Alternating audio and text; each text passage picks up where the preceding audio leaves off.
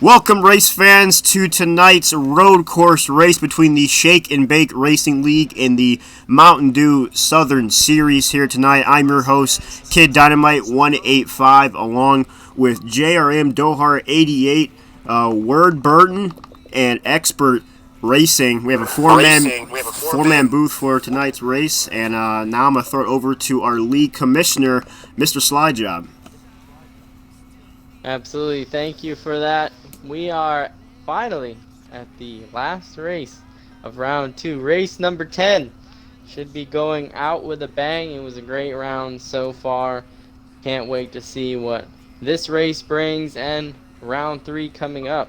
Last night we had something really awesome happen. There's been these last couple of races have been awesome battles for the bye. We've seen several teams challenge for that top spot. For a while there, it was TNT, and now it is eSpark. As last night, eSpark took on Palmetto Racing League at Charlotte Roval for the only race at the Roval. It was definitely an awesome race to watch.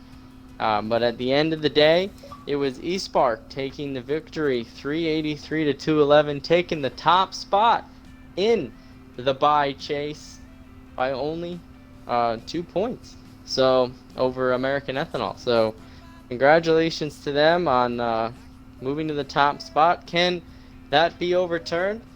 We will see. We have one more race to go, and tonight we will crown a bye winner. But I do, before we want to move on, I want to shout out Zachary 7007 leading Palmetto Racing League with 34 points, and a big shout out to Fluffy getting 54 points leading eSpark, and also a shout out to Scott Hall for Life for winning that race and actually earning the second most points on eSpark with 52. So congratulations to those guys. Excellent performance yesterday, but tonight we definitely have a good one. Shake and Bake versus Mountain Dew Southern Series, and tonight we have a little bit of special broadcast for the last race. We have 4 commentators tonight. So first and foremost, we have Kid Dynamite returning to the road course round with us. Kid, are you excited to go back to Road America? Yeah, I'm really excited. This should be a very interesting race, to say the least. You know, with the Shake and Bake, obviously, probably the more known league. Let's see if maybe they can get upset tonight. That'd be very, very intriguing to see. Absolutely, that would be a monumental victory for Mountain Dew Southern Series if it happens. We will definitely be watching them and see what kind of charge they can make. Alongside you, we have Word Burton. I believe it is his first, if not second, appearance in the road course round for us. So, Word, how you feeling about Road America tonight?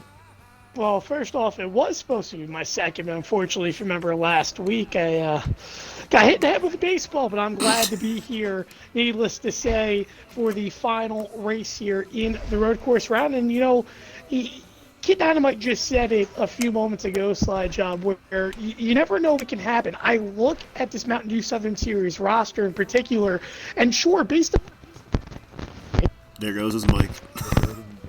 Oh, boy. Oh. Sure you didn't hit your mic too with a baseball? There we go. But overall, the Mountain Dew Southern Series, just because they scored the least amount of points in round 1, while Shake and Bake of the teams that didn't earn the bye scored the most amount of points, does not mean you should count them out here tonight. Guys like KFB 18 are going to be ones to really look out for in regards to speed, and it seems like these Mountain Dew Southern Series guys overall really excel in the road course circuit compared to the mile and a half. So, and there it goes again.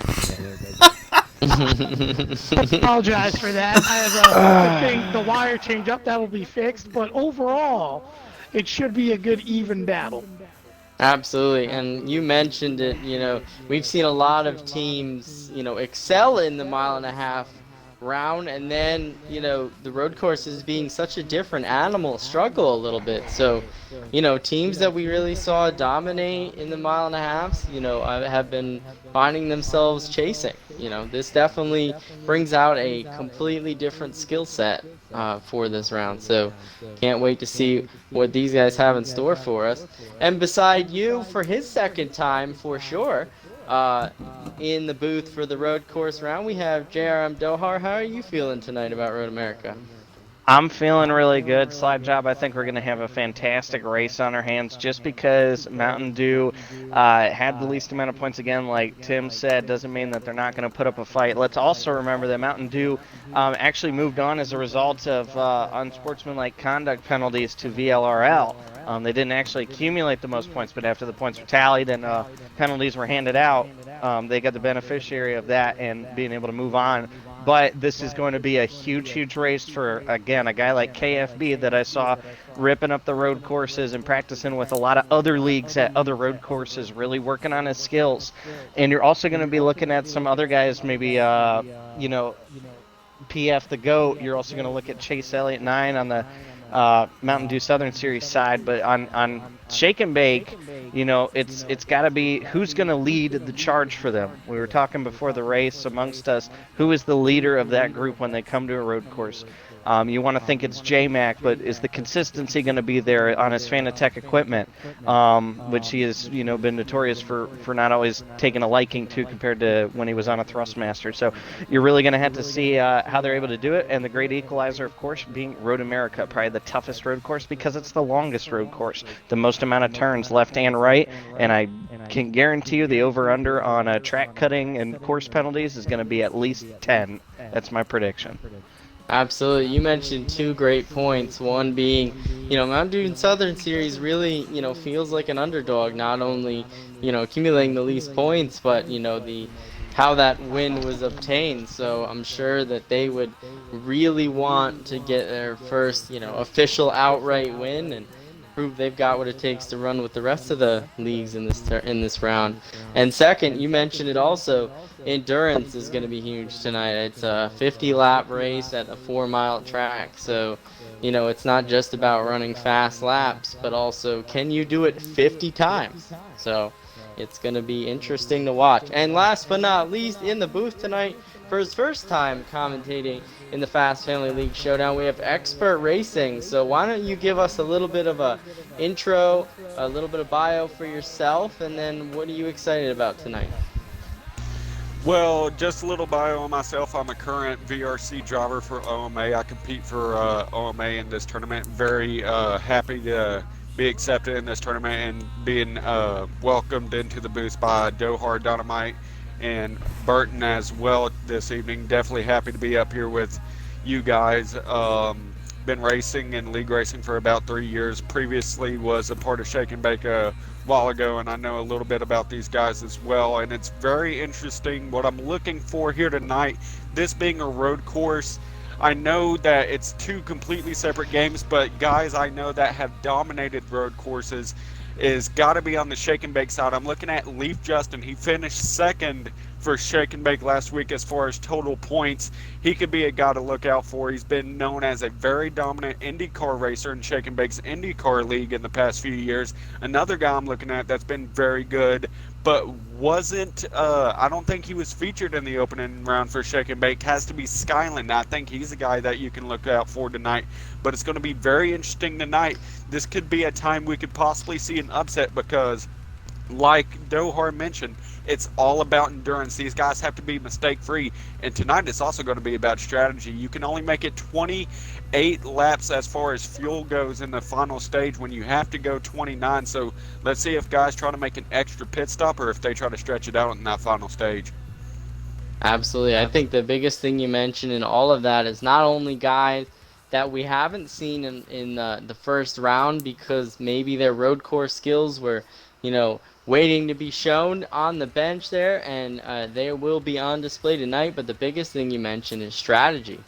We haven't we've been talking a lot about fast lap times and consistent cornering and not getting penalties, but there could be some fuel or tire strategy in this race. So everything will be on display tonight. Can't wait to get this thing started. And welcome all of you to the booth. Thank you for doing it. And I'm going to turn it back to Kid for the pre-race ceremonies. Okay. All right. Thank you for that intro slide job, and thank you to the rest of the people in the booth for their 2 cents on tonight's race. So while we wait for qualifying, we will have the pre-race ceremony. So don't go away just yet. We will be back in a short bit. All right.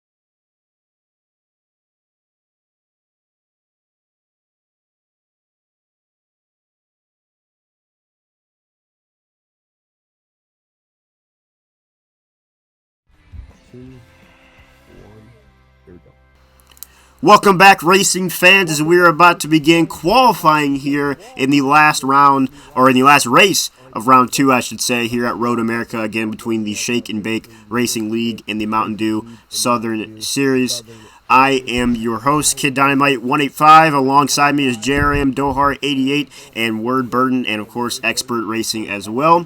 And so again, yeah, we're in qualifying for right now. So I guess while we wait for them to kind of go around, we can go through the rosters. So Dohar, if you want to go through the Mountain Dew Southern Series roster, that would be great. Sure. So for the Mountain Dew Southern Series, let me get that up here. We're going to have their team owner, Chase Elliott 9, in the number 7 Brandt Chevrolet. You're going to have in the 2 car, Baby Jaybirds. You're going to have in the 11 Wonder Bread.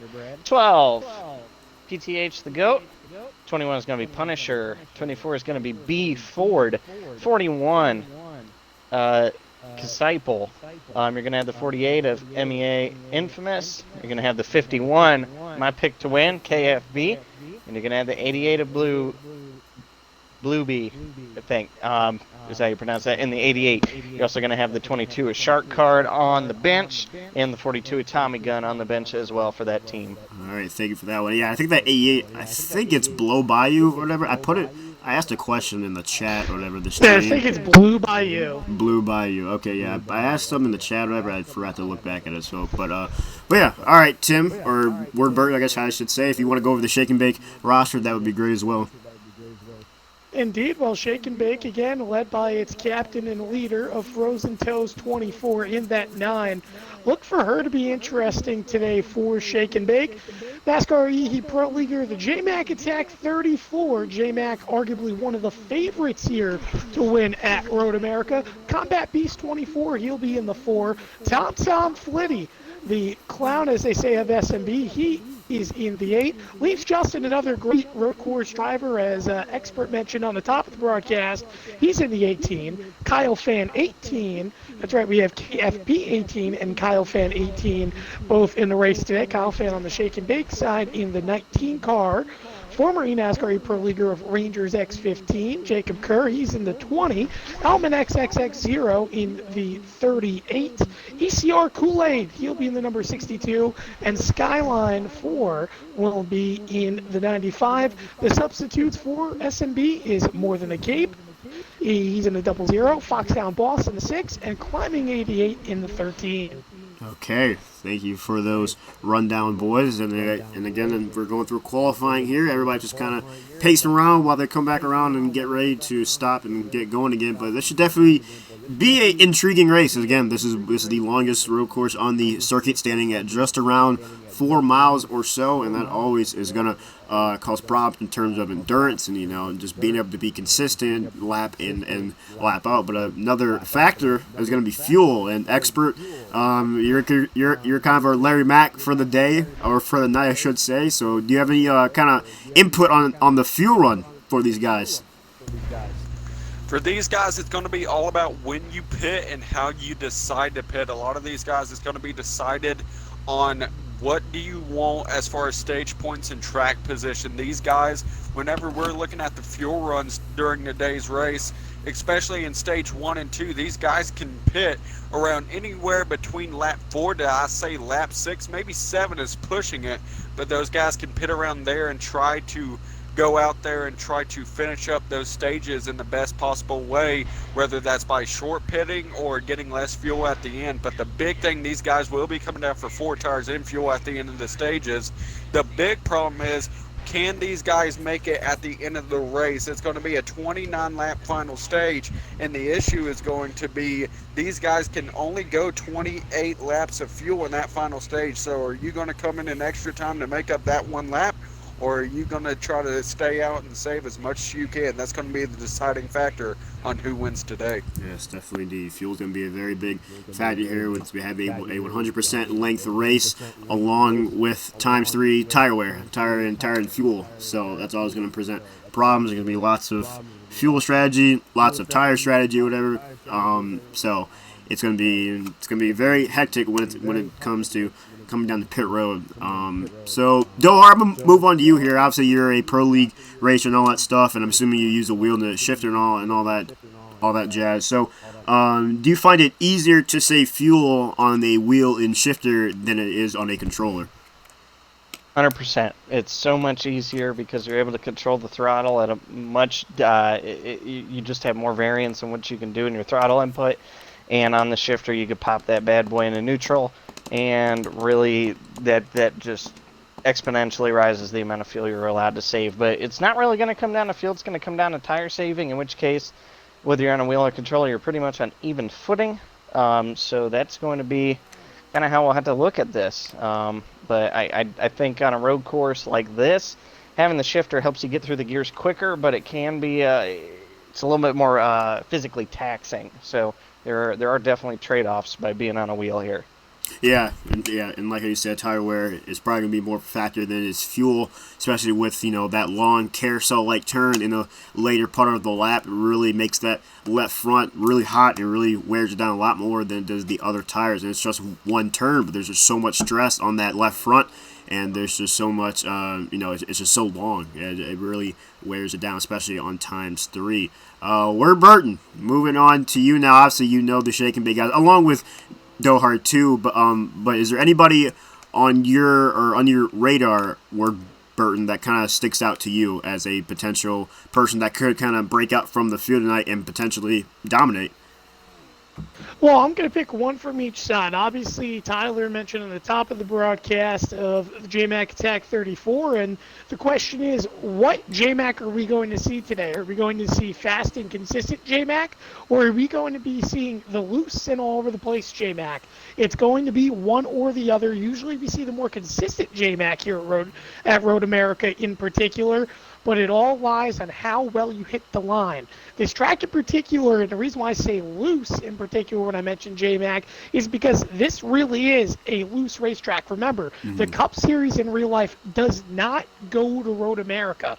So getting down the speed, finding your setup is not easy because, again, there's no base setup to really base around this track.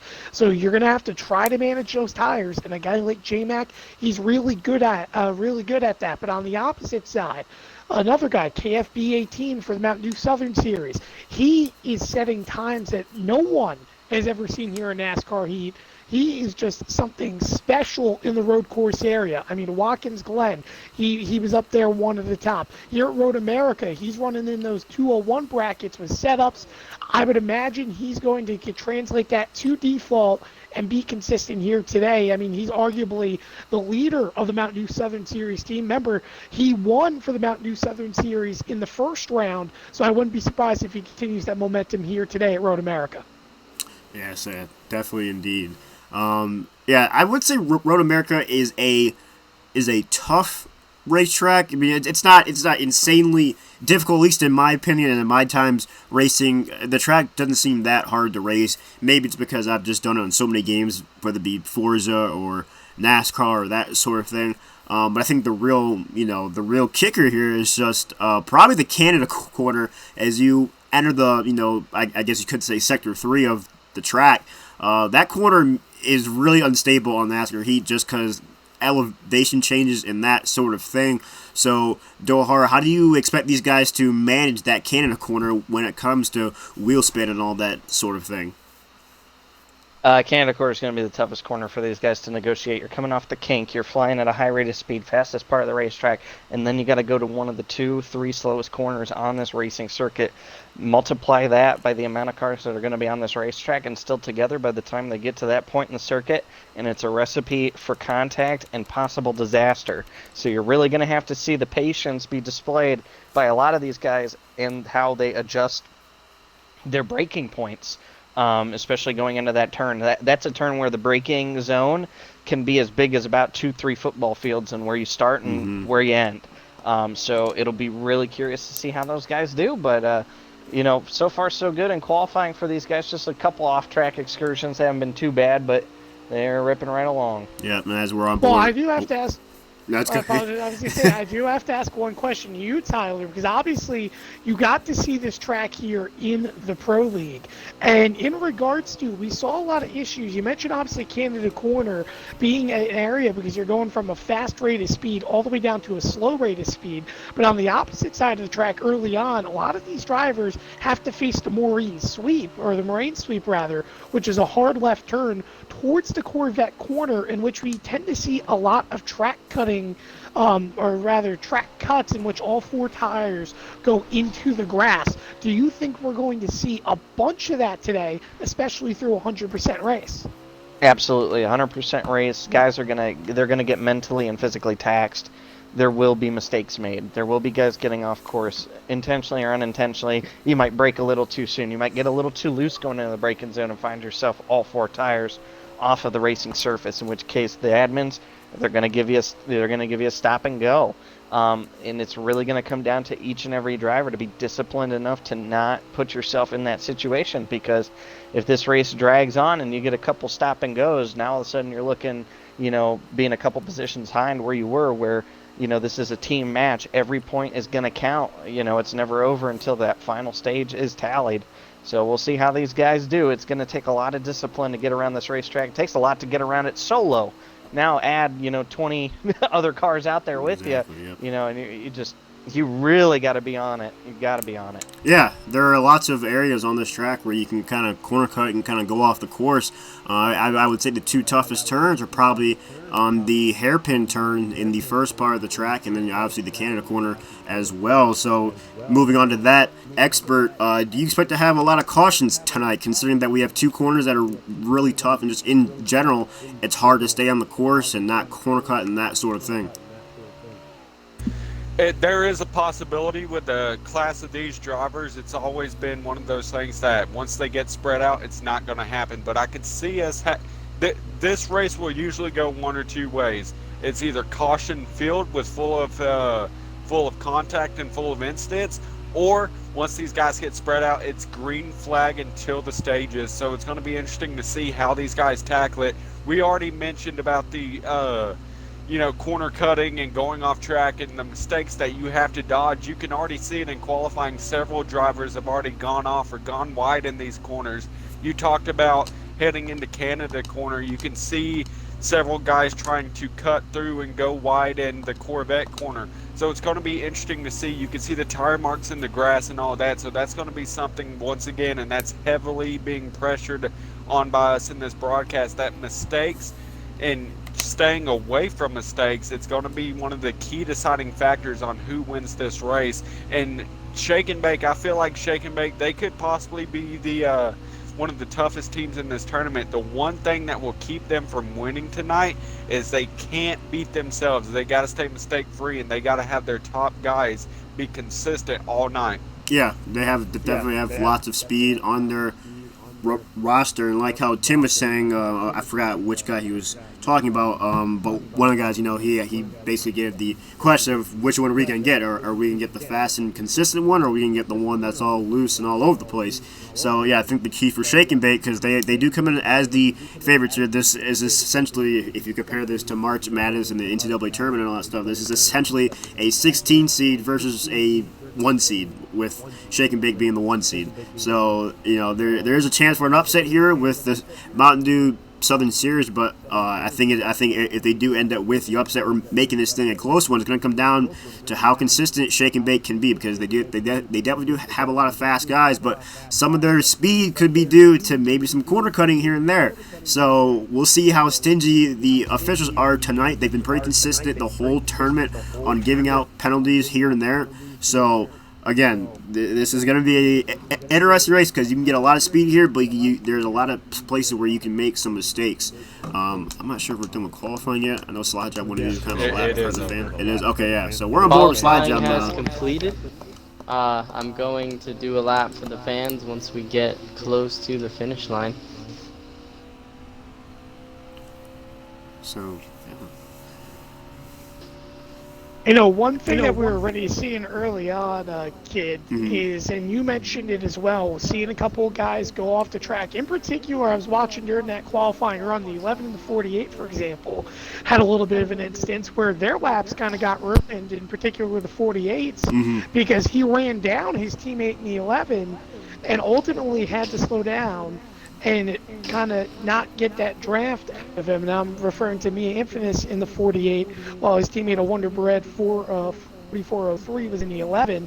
One little incident like that, though, in terms of the race, also creates a little bit of an issue, because when you have guys merging on the track in front of you, or overall a guy taking maybe a corner hot, not necessarily corner cutting, but taking that stop and go and coming back, you're going to have to be aware to either get out of the way from that situation or make sure that you're not running over that person, because you making a simple mistake of not being aware could cost others day. And in fact, we saw that yesterday in the East Spark race, in which a bunch of guys ended up getting involved in incidences just based off of simple awareness mistakes. Yeah, and simply you don't want that kind of an analogy of when it rains, it pours. So if you do get a stop and go, you don't want to, stop in the middle of the track and collect more cars and get another penalty for your team. That's going to be imperative. But here we go on board here with Slide Job. He's going to give us a tour of Road America here for one lap.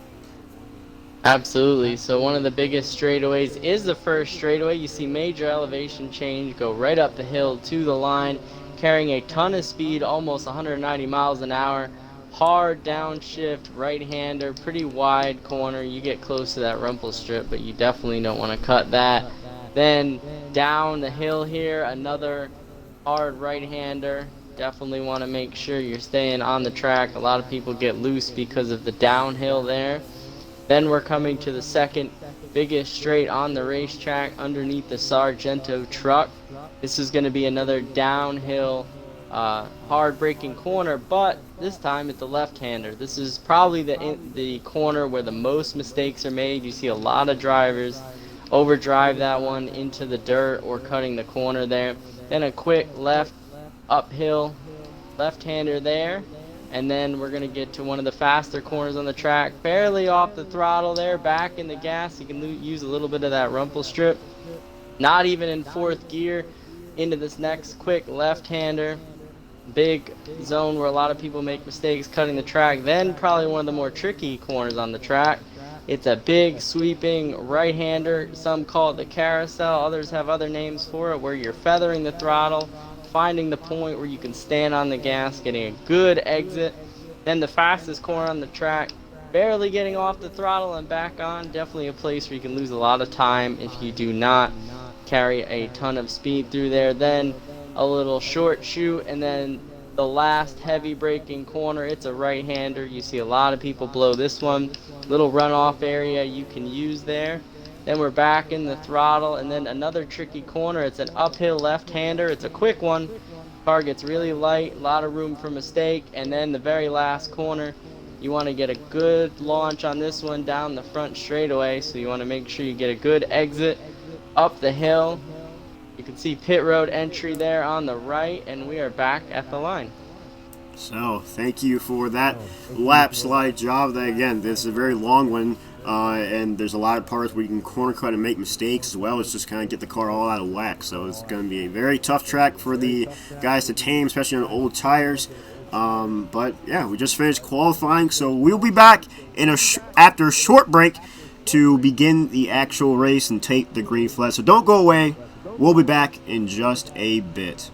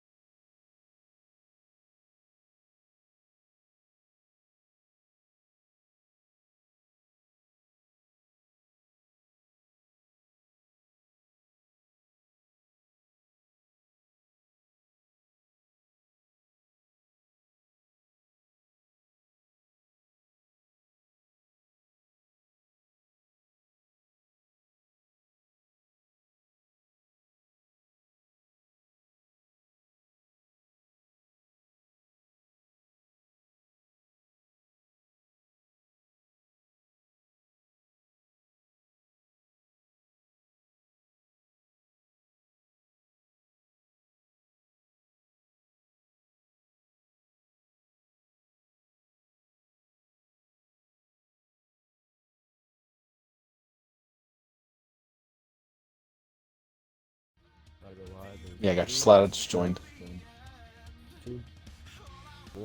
Welcome back, ladies and gentlemen, to Road America here, where we are hosting the Shake and Bake Racing League versus the Mountain Dew Southern Series for the Fast Family League Showdown, the last race of round two.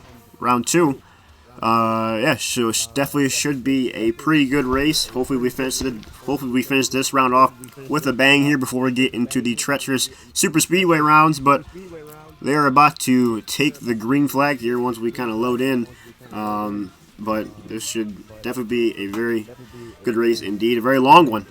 50 laps here at a track that is just around 4 miles long. Lots of areas where you can corner cut and make mistakes and that sort of thing. So if we end up getting some cautions and that sort of thing, could go even longer. So sit back and relax as they get into the restart zone.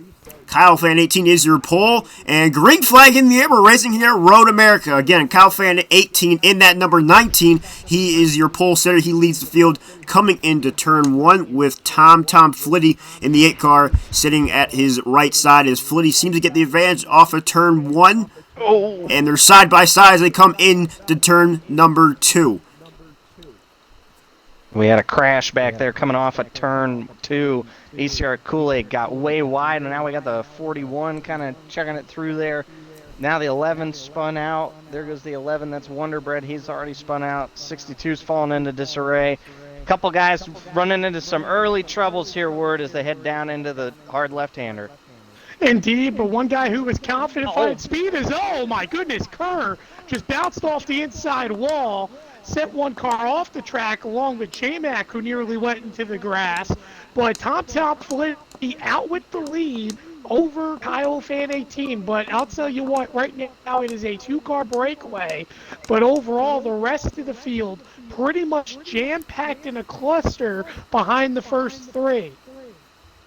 Yeah, these 2 cars, the 19 and the 8 car, are really just pulling away from the pack here with the 20 sitting right on their rear of Rangers X15. So we'll see what kind of race this turns out to be. It seems like in this road course round, the theme has really been, 1 or 2 guys kind of scooting away from the field, and then you got 2 or more guys that are, have flashes that they can roll up with the fastest guys, and then you got kind of like the rest of the field after that. So again, we'll see how this race kind of plays out here.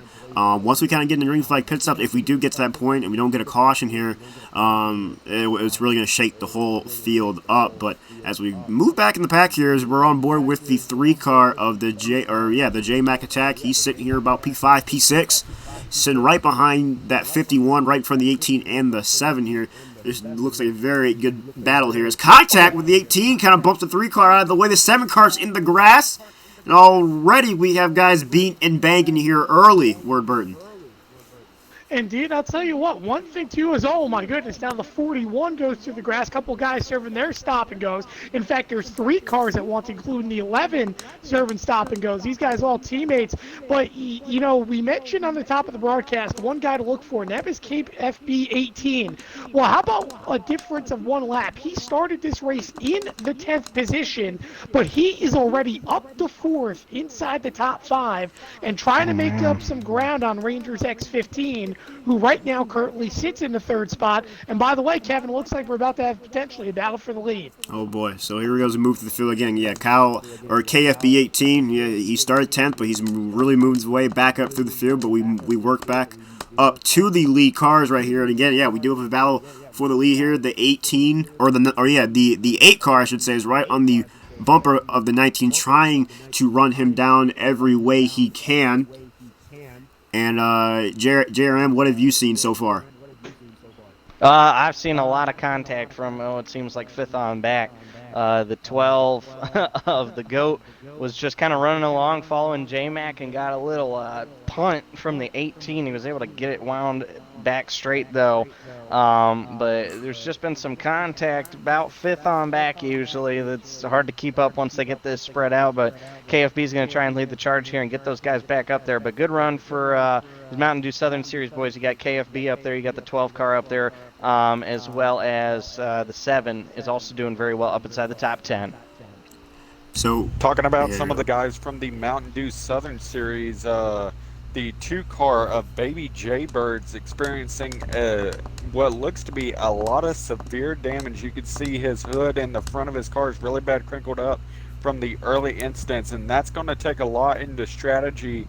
These guys are going to have to make it to the beginning of that pit strategy line to where they can make it to the end. You can't risk pitting twice in this stage and possibly going one lap down. Yeah, definitely going one lap down would not be kind here, especially with this being a road course or whatever, and and just the way the caution rules are, where we may not have a lot of caution here outside of the stage break. So staying on the lead lap is it's something that both teams should really be hammering home in the minds of themselves. Is it might be better, honestly, to stay out with a damaged car than it would be to try to pit and repair that damage, because if you pit too many times in one stage, you could find yourself going a lap down, especially if this thing goes green for the whole stage. So tough break for the 2 car though, but now we move back up through the field, back up to the lead here, and Kyle Fan 18 still with that lead right now. He's kind of started to stretch that gap on the 8 car, not more of a battle for second JRM between the 8 and the 20. Yeah, the 20 of Rangers right behind his buddy right behind his buddy Tom. They're going to be about 3 to 4 car lengths separated, but I'm really watching the battle for 4th place. J-Mac and KFB have been going at it, swapping spots several times in this lap alone. The 51 will get the upper hand, get past, and then J-Mac will make a mistake and get past. Again, that's allowed the 18 and the 12 to round up on them, as well as you see the 38 and the 7 in the distant background as they get ready to go through the kink and into Canada corner, Tim. Indeed, I'll tell you what, right now, Leafs Justin's done some good rebounding after getting shoved off the track on lap 1, but now he's allowing the 12 of PTH the GOAT around, as now he'll take the position. And I'll tell you what, J-Mac is starting to find his consistency after that little shuffle on the first lap, but there's still a very long way to go in this race. Again, you have to battle throughout this first stage and kind of try to set yourself up with the track position, and you got to wonder what guys are playing which strategy. I know Tom mentioned earlier in the day where he feels like he can go 7 laps in distance. Meanwhile, our leader right now of Kyle Fan 18, he may be able to only go 6 on his tires. So we could see the tire strategy playing out early on. Maybe towards the end of the first stage, we may even see some fuel only. Yeah. Well, we'll see how these runs play out here. Fuel only would be a very interesting move here, especially considering that, you're taking 2 tires. Considering you can't take just lefts or just rights, you have to take those right sides if you do decide to take 2 tires. Yeah, you might see some guys, just say, all right, I'm going to take fuel only here and just, leave my tires the way they are, because some guys feel better, even when it comes to the ovals. Some guys just feel better being on 4 old tires rather than 2 new tires. As we move on here, Expert, have you seen anything fancy going on here throughout the field? Basically just a big battle between the 51 and the 3 like we mentioned before, but the 12 has slowly been making his way up through the field as he's looking to try to attempt to go catch J-Mac. He got around Leaf Justin thanks to a pick made by the 51 and was able to get around the 51 as well. So maybe some strategy there among teammates to try to get the fastest car out front. But the biggest thing right here, we were talking about strategy just a few seconds ago. It looks like the pit window is about to open, so don't be afraid for these first few guys to start heading down pit road soon. And I believe Tyler and I just saw the same thing there when he said, I just watched Tom Flitty hit the grass. Now Rangers moves his way into the 2nd spot. Right now, I'll tell you what, Kevin, if you're SNB right now, you've kind of mind your own business early on here in stage 1. You have your drivers in the 1 through 3 positions, and I believe as well 4th currently with J-Mac. Oh my goodness. Tom just hit off the wall there going back up the hill. But overall, you want to get these stage points early on, and you definitely are in position to make up some good points here, but you've got to stay consistent and not wreck your race cars. Yeah. Actually, my oof was about the 7 car. He got hit by Skyline and sent to heaven in the pit, in the carousel there.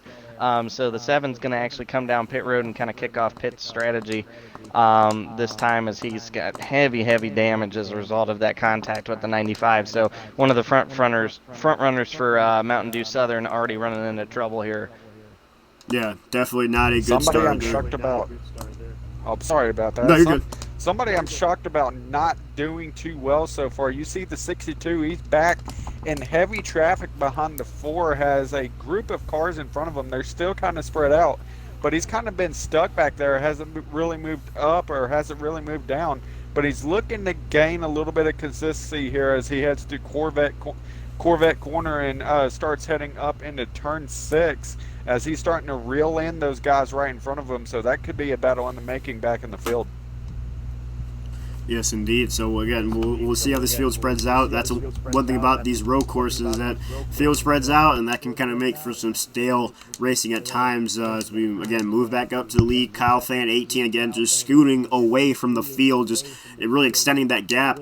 Right now, Tom Footy there, he's sitting in third, still behind that 20 car. It looks like whatever happened to him on that previous lap, he still hasn't made up any time. I don't know if he did actually hit the wall going up the front stretch, as Tim said earlier, or maybe that was just the way the game is in spectator mode. But he does seem to have a little bit of damage on that on the front of that number 8 Chevy Camaro, so he might be affected by some damage right now. And if that's the case, it's not good for him, but with the gap he has on 4th place, it might not be as bad as everyone thinks. Here he comes on pit road. He's coming down pit road here, so we'll see if he decides to repair that damage or not here. And again, pit road, trying to enter pit road here is probably more difficult considering J-Mac as well. Considering that the pit road line is there's really no line on the track. It's just kind of enter at your own risk, and hopefully you don't speed.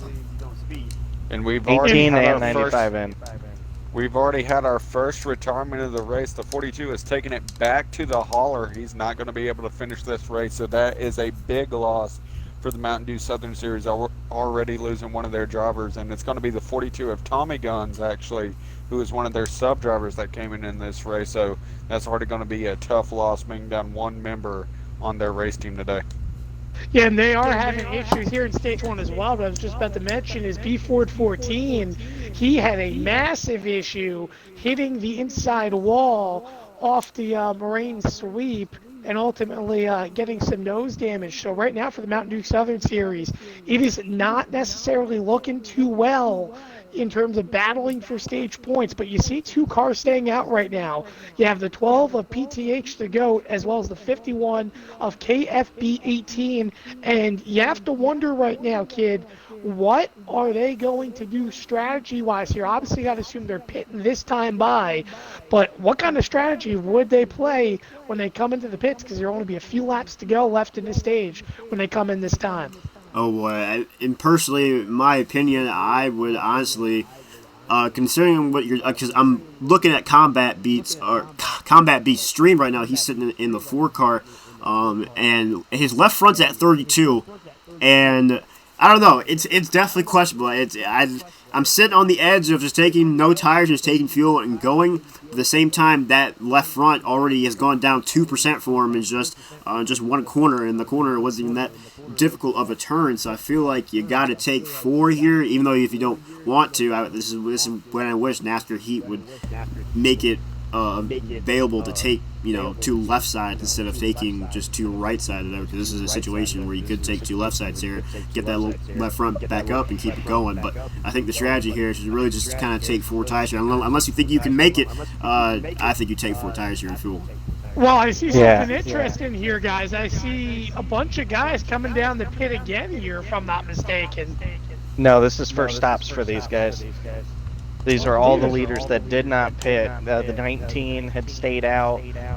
The 20 had stayed out. So now they're coming in. They're getting their service. They're going to be off here. So now we'll have cycled through. Everybody will have pitted. By the time this will end, this will give us a 5-lap run to the finish here. So the 19 car coming out pit road, the 8 car coming up the front stretch. So we'll see how these 2 guys merge here. As the 19 is going to, I believe he's going to keep the lead. The 8 car of Tom Footy, he's coming in. It looks like he will overtake second place from the 20 car, who he lost second place to earlier. So that 19 car is still staying out there in the lead, but right now we could have a battle for second here with the 8 and the 20 car. Yeah, Tom doing a great job making up some ground, pitting 1 lap early.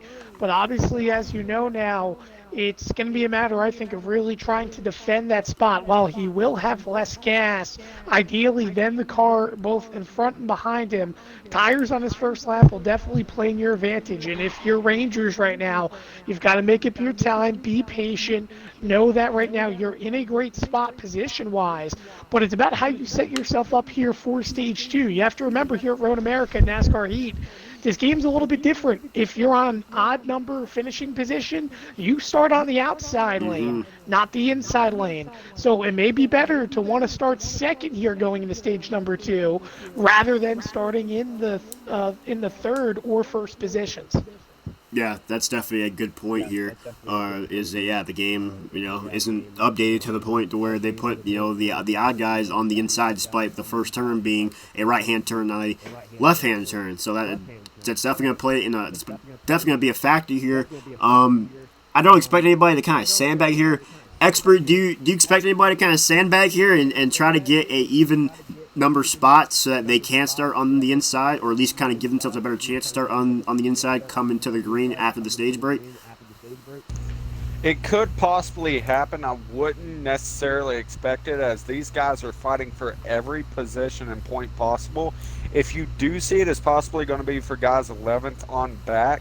But it's going to be interesting to see, because it's possibly going to be team strategy there, as the 62 and 51 make heavy contact and go off in the Canada corner. We mentioned that earlier, how tough that corner is, and the 51's already the guy that we hinted at possibly leading Mountain Dew, already with damage and almost got into another serious incident there. They were able to collect it though, but he lost his spot to the 4, and this is just not how that 51 wanted this race to go so far. He's got to recover and try to make up for it in stage 2.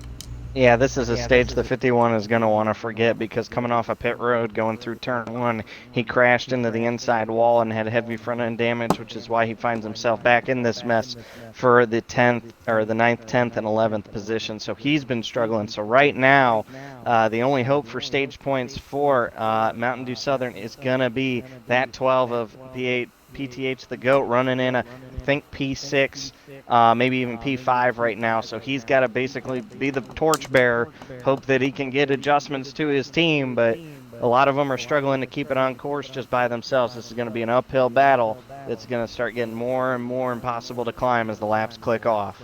Yeah, as those tires start to wear, the track becomes harder to manage, and you take into account the elevation changes and that sort of thing. We already know how NASCAR heat is whenever you change elevation. So yeah, we're probably going to see lots of those little kind of incidents, those fender benders that aren't necessarily a huge wreck, but they do enough damage to your car to the point to where it makes it difficult to drive around the track. And with how treacherous this track road is in general, you definitely don't want to have any damage to your car to make that even harder for you, Ward Burton.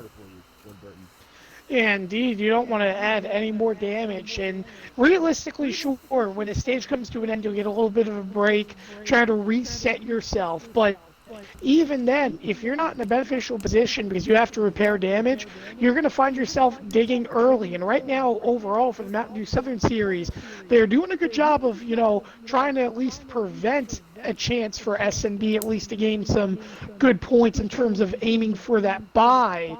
But they're still a long way in this race to rebound. They may be struggling right now, but you have to remember, stage 2, they could turn around and maybe change the complexion of this race, but it's all about how much patience you have, as well as how you set the tempo. And right now, it's more of survival of the fittest here in stage 1, and rebound and find what you did well, and then take that into stage 2 and only get better. Yeah, speaking of survival of the fittest here, your leader, the 19 of Kyle Fan 18, he has about 2.5 laps to go here as he's getting to come through the carousel, and it's really been all 19 for so far for this race. He's been doing a very good job of just keeping that lead at the gap that it is. Hasn't really made any mistakes, and that's always what you want to see. And definitely good for Shake and Bake to just see just how good their league has been so far here, JRM. Yeah, really, it's just been nice and steady for the shake and bake guys. Not many of them have been getting off track. They've been managing themselves very well. Just a couple issues maybe here and there, but they've been doing a great job as KFB has now repositioned himself back into the top 10 to get them a second batch of stage points. I tell you, the 51 has been loose. He's fighting some sort of bad handling condition. But as we kind of get through the field, we're kind of spread out into some small groups. Really, the biggest battle right now could be for that 5th spot, or maybe even the 9th position by the time this ends, as they get ready to take the 2 to go here. Yeah, the 19 hits the line here for 2 laps to go, and we are under the 5-lap cutoff rule for cautions at least. Ooh, Frozen about wrecked. I was just about to say, Frozen just about wrecked. J-Mac had to take a stop and go as well, and now he may be battling for a position here in a couple moments as he has 2 cars quickly coming behind him here, so we could see a battle for a position. I believe this is for about 5th. This will be for 4th if the 12 can get up there. This will be huge. Oh boy, so action here late in stage 1. The 12 car sitting right in front of the 95 here. Again, yeah, as the 95 looks to the inside, no, he goes back behind the 12. That's probably a smarter move by the 95 to not try to dive it in right there. But if he can get the draft here down the straightaway, he might make a move here in the hairpin. But obviously, you don't want to send anybody off the track here. But this is definitely some very good action here early in stage 1. Oh, he's going to get him. Oh, he popped him. 95 hits the 12 through that turn. And the 95 is the one who the 7's going to not send a Christmas card after tonight's race. Because the 7's still trying to get out of the sand trap over in the carousel. So Skyline... I call him Doc Holliday Jr. I think the only person that'll get that reference is going to be Tim. But Skyline not making too many friends here with the Mountain Dew Southern Series guys. He's about to pop him one more time into the hard left-hander as the 19 will be coming to Canada corner and getting ready to take the white. And guys, this is what I was talking about earlier as far as strategy. Come in too early and you might have to come in again. Somebody that had to come in early because the amount of damage they had is going to be MDSS Elliott, aka Chase Elliott 9 in the 7 car. He has to come in again to try to get more gas, possibly some tires, and repair even more damage as he's back in for another stop, as he, I believe, is the only car to pit twice so far in this stage. And it looks like that's going to be huge. He's going to get a penalty for that, for pitting within 2 to go. And moving back here in the field, it looks like KFB 18 has made his way into 9th place due to some contact between the 4 car and the 41. I believe the 41 had some damage on his race car, and he was slowed up the 4. Actually sent the 4 off the racetrack in the 51. A KFB 18 ended up taking the advantage. So after a mediocre stage 1 for KFB, it looks like as he is about to hit the white flag here, it looks like he might be able to get some sort of stage points here after it seemed to be a very bad stage for him. So it's good to see him being able to make his way back up. And now we move back here to the 19 of Calfan 18. I'm going to watch this battle for 4th place, guys, because the 12 is right on J-Mac. And if the 12 has to check up for J-Mac, that 95 is going to be right there to pounce as they're going to head to the lefty. I mean, Kyle Fan's got this one in the bag. The battle here is going to be for 4th.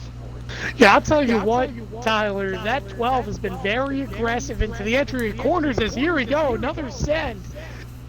Nearly getting to the bumper there at J-Mac. If that 95 was behind me, I think I'd be driving into the 95 looking inside! Oh! 95, yeah, 95 just wants to hit. Oh no! Contact! 12 car off the racetrack! I believe the 95 kind of set him off the track, and I believe if that was the case, it was a good courtesy move by the 95 to slow up and let the 12 car keep his position. If that was the case, I'm not sure if the 95 set him off, but if he did, that was a very good courtesy move, a very good sportsmanship move by letting the 12 get his position back and not overtake him despite sending him off the track here as they come through the carousel. It looks like the 19 will probably have this one in the bag as he comes through the Canada corner, assuming he doesn't make any mistakes. The 19 will be your stage winner here, but right now we got a big battle going on for 4th between the 12 and the 95. We'll see what happens here. It's really going to be all in this Canada corner. We'll see if anybody makes a mistake here as they come through this hard right-hand turn off into the runoff area here. All right, here we go. Let's see what happens here. And this is, I think, what you're seeing, a shifter versus a controller, because that 95 gets a launch off the turn. He got loose. Oh, he's off the racetrack. Finally, I think he hit somebody's rear bumper one too many times and ended up getting behind on the steering. But hats off to the GOAT. He had to keep looking behind him with a Hornet chasing him the entire time those last couple laps, and is able to hold on for P4, carry the banner there for Mountain Dew Southern, and I believe the only other stage points they'll accumulate will be 2 other points from KFB, so they'll at least get some decent points with a 4th and a 9th, but they're going to have to really dig deep here in stage number 2. Yeah. Well, another thing to take a look at, too, is, Skyline had all 4 of his tires go off the racing surface there, and he didn't stop. The question is, does he have to serve a stop and go in that scenario? That's another thing to maybe be seen after the race, but that could also benefit Mountain Dew Southern if that's the case. So we'll see about that down the road. But overall, a very good stage there from SNB, getting the points. Obviously, Kyle Fan out in the lead, but now we restack everything up for stage 2, guys, and it's going to be close and competitive yet again, as it looks like the 12 is the first one off the pits. I'm going to be watching the 12 here, guys, because I think he was running just as competitive laps as the 19 once he got his pit adjustments in. So we'll really have to see if this track position is exactly the cure he needs, and it wasn't. So green flag back in the 12th car. I believe he may have forgot to pit there, which is why he was out there in the lead. So he pulls off the racetrack. 19 will take the advantage. So back to your regularly scheduled program here. 3 wide for 3rd right there. The 51, the 8, and the 3, all 3 wide as they dive into turn 2. Sorry to cut you off. No, you're good. Very aggressive move made there by the 51 going into turn 1. They were nearly 4 wide in turn 1. Yeah, and that sent Frozen off the track, and she's not going to be happy about that, as now she has to work her way all the way back the 8 of through Tom. the field. Oh, indeed, Tom getting real aggressive, and now the 51 up to 3rd, but now look at the battle potentially for the lead. Kyle Fan 18 right in front of Jacob Kerr, or rather Rangers X15. He is stalking that bumper, and we knew, again, that 20 as well could have been a favorite to win tonight if he can keep up, and right now with adjustments, he is right on the bumper of the 19. Oh, and the 38 just took out the 4 in the rear of the field. The 4 smacked the wall as they right before they headed into the carousel, but now the 38 just got passed up by the 18, and that I got to quote Daryl there and just say that's a teammate, and that's the last thing you want to do to a teammate in this situation battling for stage 1. Yeah. Here's the battle for 3rd as they head down to Canada Corner. You got Tom peeking to the right rear. That 51 is going to have nightmares of cars peeking to the left and right rear going into these turns. You need to turn off the mirror and focus forward as best you can. These guys having a whale of a battle for 2nd, but look at the battle for the lead now as they head down the front straightaway. Yeah, here we go on board here with the 19 as he's looking to fight off the 20 right here. 2 Joe Gibbs guys sitting here single files that come down the front straightaway here. It's been a very good first lap to this stage. But the 20 car getting the draft down the front. Let's see if he makes a move here.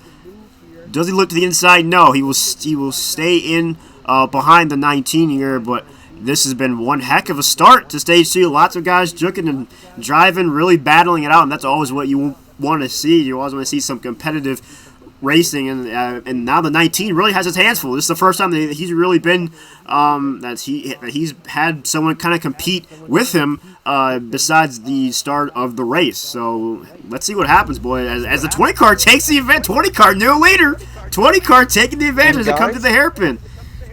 Y'all are talking about that battle up there. Don't look too fast, but somebody in 3rd place is knocking on the door now, getting ever so closer. That leader of the It's not going to be for Series long. Tom just right shoved there. him out of the way. Oh boy, yeah, we And have. the 51 shoving back. Oh, they are beating and banging the 8 and the 51, just going at it very hard racing. And you have to think that KFB is probably not too happy about how his stage 1 went. So you definitely know he's on a mission to catch those lead cars right now. But he has the 8 car sitting right on his rear, who's also been fast as well. You have 4 fast cars up here inside the top 4. As the 8 car looks inside, 51 closes the door on him. We'll see if the 8 car looks to kind of get him back here as they come through this high-speed kink right here, down the straightaway into the right-hander before the Canada corner.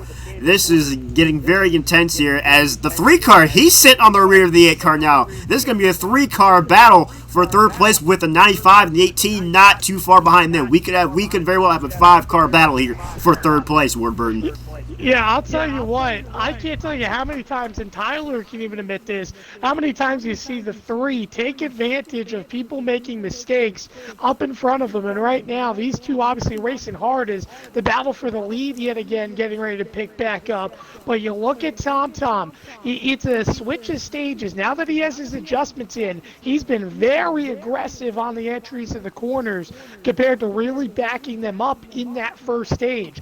Perhaps a little bit of a poise because Tom knows he has speed. He just hasn't been able to compete as it looks like yet again up in front we could have another battle for the lead as Kyle Fan again right behind the 20, although that time going through some grass. But I'll tell you what, this 20 to 19 up in front have been giving each other some good pressure, and it seems like right now we could have a good battle here to decide stage number 2. Yeah, the stage 2 here is getting really aggressive all over the place. You got to battle for the lead here, and then obviously you have to battle for third, and it's just, and JRM, it's just getting really congested, getting really intense, and this is always what you like to see here in this type of road course racing. Yeah, I mean, the 8 of Tom, you could just see, I don't know if it was desperation or what, but just doing everything he could, working left, working right, finally just got that drive off of the left-hander and was able to go around on the outside of the 51. Now the 51's got to play defense here and kind of hope Tom can get his bearings and just kind of follow along and try to catch up because, I mean, he is the only Mountain Dew Southern Series driver up here in the top 10, so, you know, this is his only chance to get them any sort of points. He can't get too greedy trying to get too much. He's got to enjoy where he's at, but, you know, at the same time try and push a little bit more to give him a fighter's and puncher's chance going into the final stage. And J-Mac able to capture and the that 95 spot hits of the 51. 95 back on the 51. We've seen the 95 be aggressive so far, and now that's 2 spots in 2 consecutive corners that the 51 has lost position in. J-Mac was able to get around him in the kink, and now the 95's going to be his teammate. He's getting aggressive right there. He doesn't care if it's his teammate or what, but right now the 51 is just getting passed left and right, and now he has the 18 on his inside as they head down the front straightaway. So this is not looking good right now for the 51 or the Mountain Dew Southern Series. Yeah, this is getting real intense here as I'm on board right now. Currently with the 8 car, just kind of looking at him and trying to look at the guys behind him, and it's the 95 hits another guy. Yeah, is race control awake? Yeah, that was this guy's hit everything but the Sargento truck up there, and I think that's next on his list. Yeah, this 51 man, he's not happy. He is driving. He's trying to wheel this thing. I wouldn't be happy with him either, to be honest with you. The 51 and 95 and the 95. He throws it right back to him.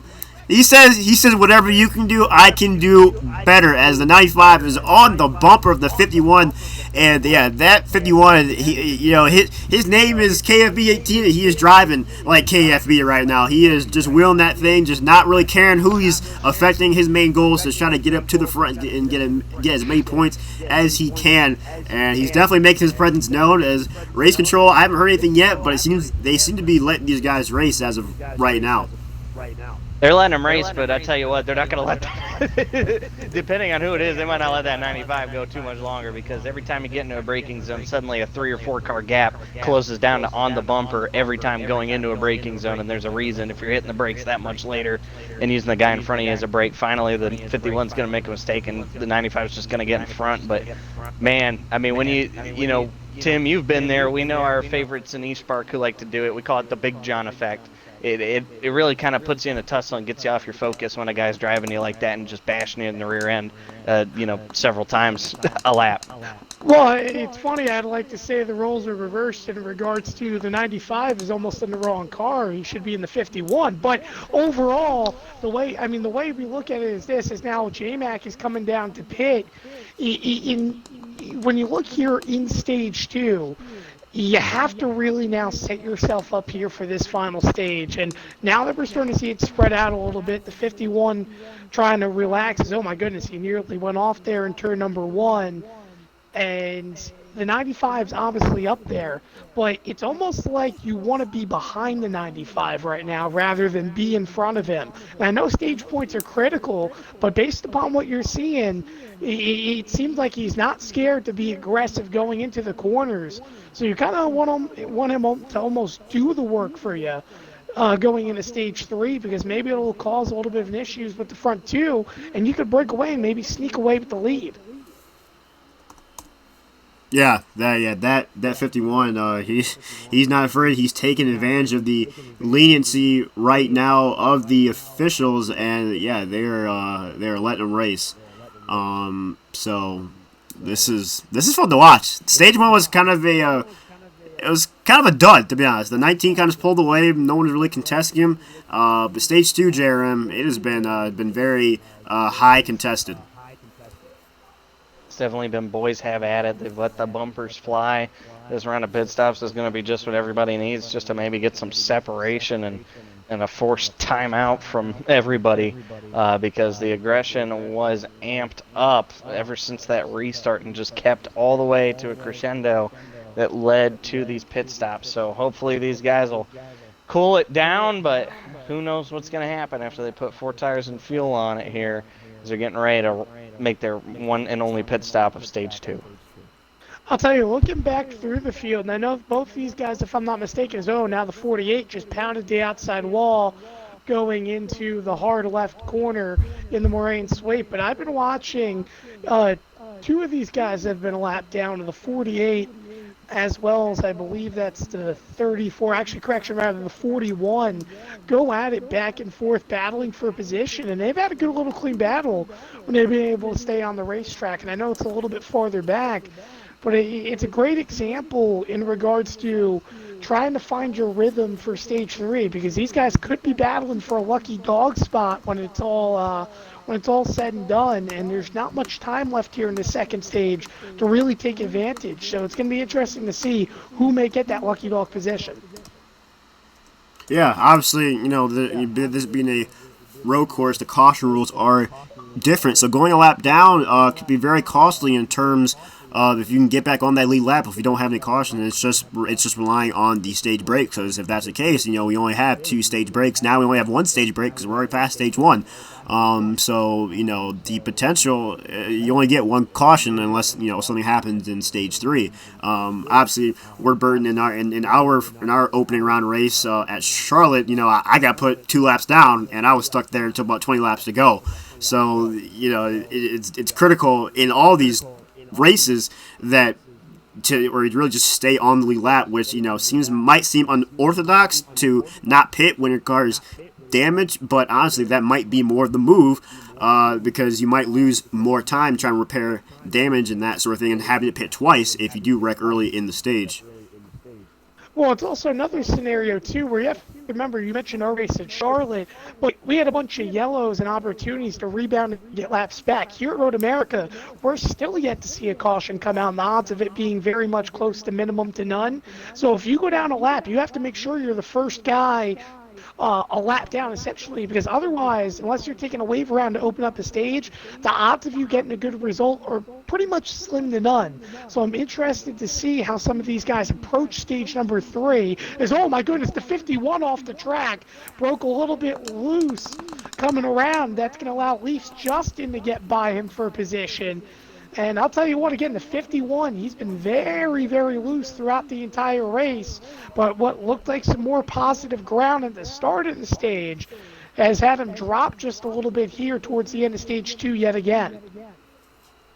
Yeah, lots of action going on here in stage 2 as we near the end of it. We got about 4 to 5 laps to go here as all the guys got their pit stops in. So we'll see how this one plays out here. It's going to be, again, we move through the field here, going back up to the lead car, which right now is the 95 in pit road, actually. But it looks like he'll be overtaken by the 20 car of Rangers X as he comes through into the first turn, so he will kind of get that lead back. So we'll see how JRM. We'll see how stage 2 kind of plays out here. Yeah, I think with the 20 having no pressure behind him now from the 19, the 20 is just going to be able to set that thing on cruise control and just fly for these final 3.5 laps. And now that these guys are really, really spread out, it's going to be about just managing the mental game, making as little mistakes as possible, because any mistake is just going to set you up for losing some critical positions here to set you up for a good final stage. How about a stage 1 points update? Hey, yeah, might as well. Let's see. Let's hear it. So we expected SNB to come in swinging just because they had to defend their second seed, and they do have a stout roster. And they took stage 1 47-8, having 8 of the 10 top 10 points paying positions. We saw Pith the Goat and KFB 18 getting points for their team. So Mountain Dew Southern Series getting 8 there. And if you're keeping track at home on the buy tracker, eSpark actually kept their opponent to 5 points in the first stage. So it looks like Shake and Bake's going to have to pick it up just a little bit if they want to not only win the match but take the buy. Oh, the 18 crashed going into the kink. As we move through the field here to the 18 of Leaf Justin 24. Apparently he crashed in the king. Yep, there is damage to the front of that 18 Toyota Camry. So we'll see how he gets affected as he has the 51 on his rear. So you got KFB in the 8, or you have KFB in the 51 trying to track down someone in KFB's 18. So we'll see how that affects the 18 of Leafs Justin 24 as he makes his way through the Canada corner here. I'm not sure exactly how much damage he has, but if it is a lot, then that's going to be a tough break for him here as the 51. Yep, he's looking to take advantage here. We'll kind of stay on board. We'll see if anything happens. I'm very intrigued to see what this 51 does here. It's definitely going to be interesting. The 51, of course, we noticed earlier, was very aggressive. And he's turned into desperation mode now, it looks like, as he's been diving it in almost every corner. Similar to what we mentioned with the 95, I could almost say that they're driving like they're twins at this point. But the 51 has definitely turned it into desperation mode, trying to claw him in the Mountain Dew Southern Series back into this race. He's trying everything he can to get every single point, and that's what you have to do whenever you're trying to fight back from being down this early in the race. Indeed, no, when you look at it as well, if you're SNB on the opposite side, there is a little bit of pressure coming in this race. Not because necessarily eSpark set the bar last night, but the matter of the fact that what your seeding was coming into this race. You were the second highest in points in the first round, and based upon the numbers, quote unquote, as Kevin mentioned at the top of the broadcast, it's almost like a 1 versus a 16 seed, but yet we haven't seen that race. In fact, we saw 3 teams, if I'm not mistaken, in round 1 eclipse the 400-point mark. To this point in this round, we haven't seen a single team do it. In fact, eSpark having the highest amount of points, I believe, with a total of 383. So the way you look at it right now, as you mentioned, eSpark had more points yesterday in the first round, but right now, SNB has a good bunch. Oh my goodness, KFB not only did get around the 18, but had to avoid a wrecking 41 car as they set up for the Canada corner. But this is a great job right now by SNB, trying to rebound and get the points despite under pressure. It's just a matter of, do they have enough and do they have the positions to right now perhaps not just win this overall, but maybe get the bye. Yeah, that's always going to be a factor. Is obviously some guys or some teams go into their matchups thinking, all right, we probably have this one in the bag on skill and speed, let alone how do we position ourselves to potentially get the bye. And next round is the super speedway round, which is Daytona and Talladega. And some leagues are better and they're known for their plate racing, as the Shake and Bake League is, but in my opinion, I'm always a guy that was like, hey, give me that free win. I don't care where or when, just give me that free win. Give me, just give me a chance, because I will always take that free win, because that could just mean so much down the stretch. And with this super speedway round and how super speedway racing is on NASCAR Heat, definitely not a bad thing if you end up getting the bye, because there are a lot of things that could go wrong, whether it comes to speeding the pit road or just lagging or guys cutting you off, and there's so many things that can happen at a super speedway JRM which is why that bye could be so valuable down the stretch. Yeah, the bye is ultra critical, and I think the 7 has called it a day. Yes, I do believe. I do not see him moving. No damage on the vehicle that was completely damaged not more than 2 laps ago, so I do agree. I believe he is out. But like y'all are mentioning, the super speedway round, it's always been unpredictable. Even in real life NASCAR racing, as Frozen Toes has a lot of damage, she is really struggling right now. Not sure what happened there, but as you mentioned before, it's definitely going to be an interesting round next round in the super speedway round. I'd say that's going to be a place where you could see a lot of upsets, as the super speedways just bring so much uncertainty when it comes to race days and how unpredictable they can be, because you could be dominating one lap and you could be off the track or in the pits with 30 seconds worth of damage the next lap. So it's going to be interesting to see how this translates in the next round for Shake and Bake. Well, indeed, another thing to think about as well when you look at it is that this is the first time that we're going to see the term wild card brought into play here in the Fast Family Showdown. And overall, from my understanding, is that if you lose in the next round, based upon how many points you score, you could be brought back to try to compete for a wild card spot and potentially a round-robin style tournament. Now, obviously, Slidejob will confirm that later tonight because the field will be set. But overall, when you look at this race, this set says, Kerr went off track. He's going to have to take a stop and go. And there's going to be a battle for the lead. 19 now out in front.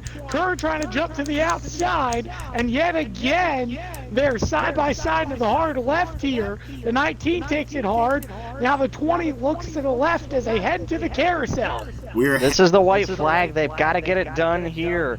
This is to get some critical stage points. And if you're Kerr, back up your sweep you had last race. Now side drafts the 19. They're going to be side by side, almost side by side as they go into the kink. The 19 is going to edge, but he's got to get off this good. He wasn't. Oh, he's in the grass! Here goes the 20. They're going to go into Canada corner now. Here they come down the straightaway here into the right-hander before the Canada corner. And yeah, the 20 car, we've been hammering home all day, making mistakes and having to stop and go. And he had to stop and go, and it cost him that big lead he had. It looked like he was kind of clean and green as he comes through that tough uphill left-hander. Let's see if he doesn't make a mistake here. If not, he will have the stage win. But a little bit of a scare there for that 20 car. He had a good margin on the 19, and then unfortunately had to stop and go. But it looked like the 19 was kind of driving it too hard. Went off the racetrack as it came through that little that fast right-hand turn after the carousel. Oh, we're going to have a battle for position in the 95, hit the 51 in the rear bumper and wrecked him. He just hit the 90, again. He just hit the 51. Now the 51 goes off track, and he's going to have to take the stop and go, perhaps. I'm trying to get out of the way. Good. Oh, no, indeed, actually, it's because it's off of contact. You're the 95 right. got the job accomplished and got them more points, but man, I tell you what. Yeah, I'm not sure exactly what's quite going on with these guys, but it's been, oh boy, it's been all over the place. There's been guys hitting each other, guys off the track. Expert, do you have something for us? I just want to say off of that, I'd love to be a fly in that meeting between the 51 and 95. If that happens after the race, I'd love to be a fly in that area just to listen to that.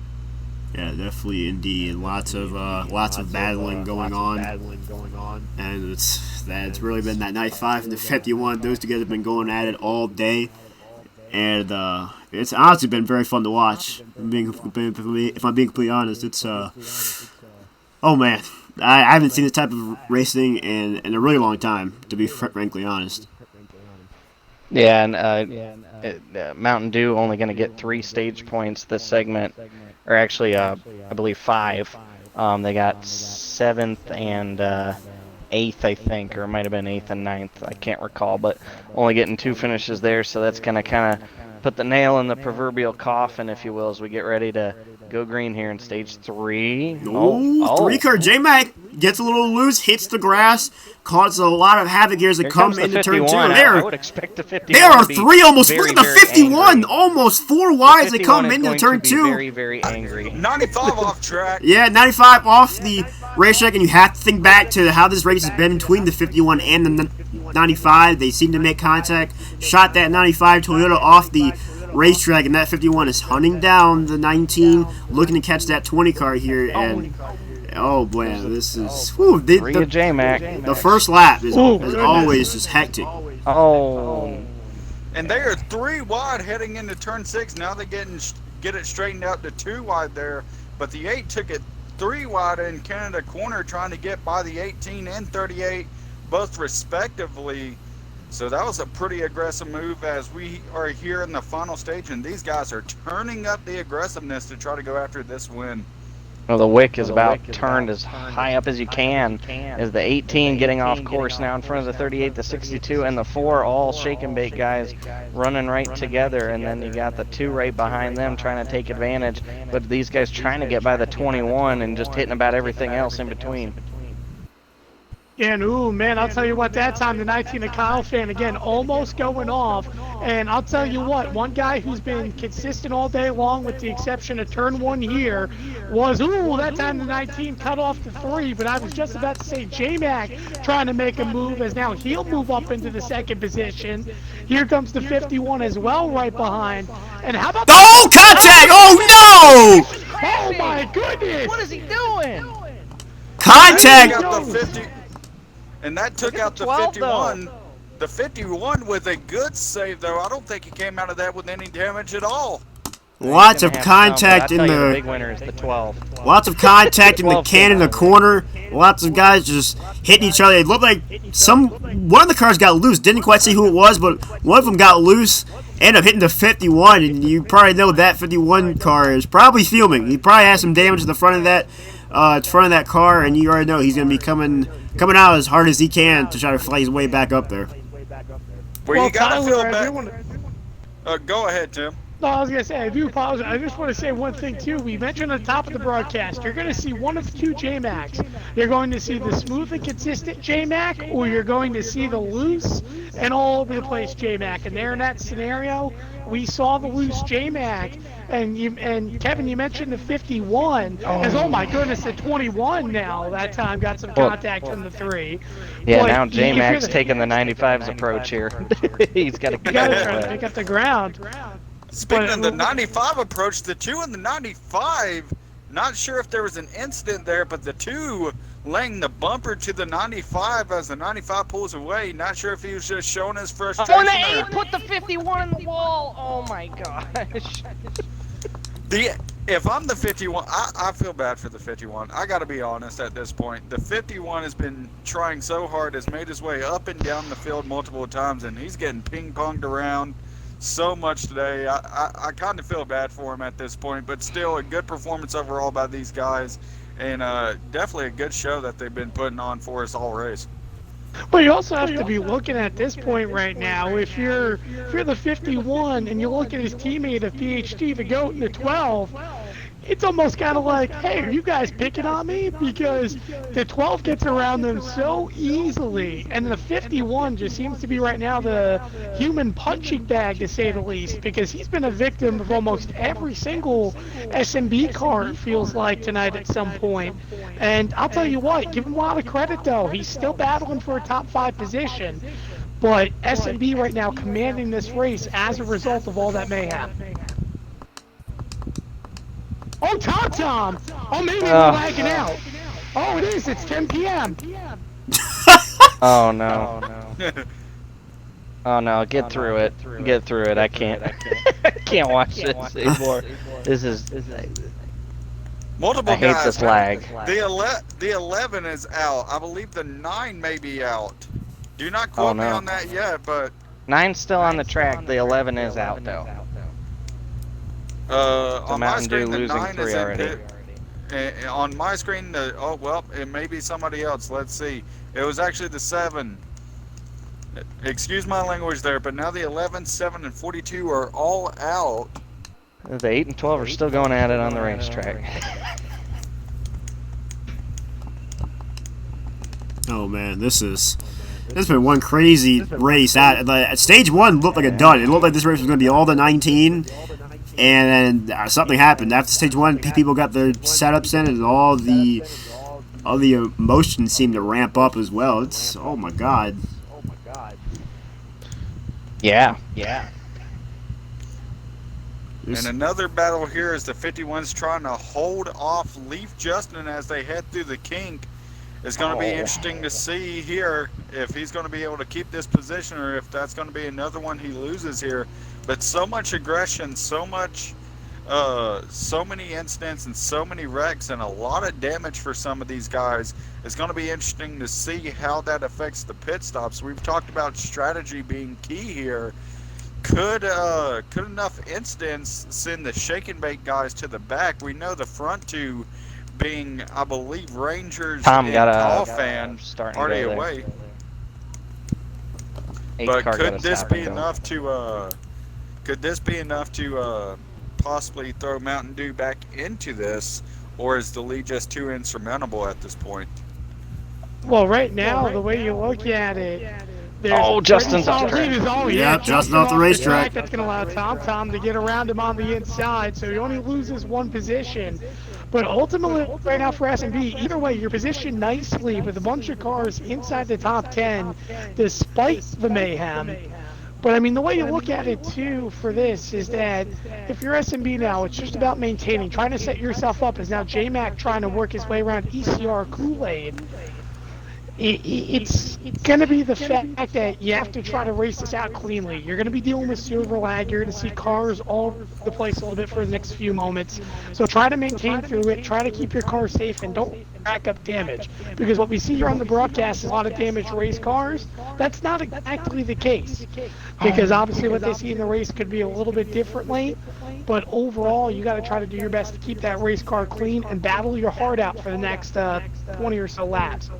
Here we go. Tom and the 51 are having a battle. I was about to say, I was about to say, on board with the 8 car here of Tom Flitty. He's fighting with that 51. It seems like KFB 18 has really been driving like KFB. Has really been kind of the enemy or the villain of this race, as he's been getting hit around like a battering ram, and he's just been super aggressive all race. And so we'll have to see if some people send in some clips to the commissioners and the race officials. You would have to think that would be the case. But this is 51 gets loose. He got loose. And the troubles continue for the 51. He gets loose there off that right-hand turn.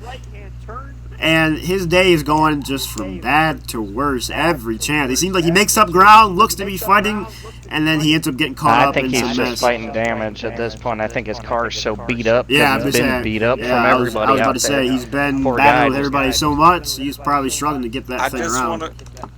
I just want to point something out. As he's losing time, somebody's catching him, and I just want to say the feud of this race, as the 95 is only about, I'd say, a half of the front straightaway away from him at this point. And 51 cut turn 1. Stop and go.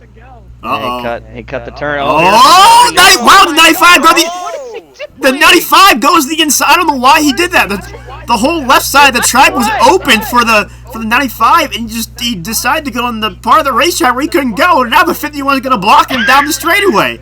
What is going on here in stage 3? Tim, I've seen Big John have meltdowns.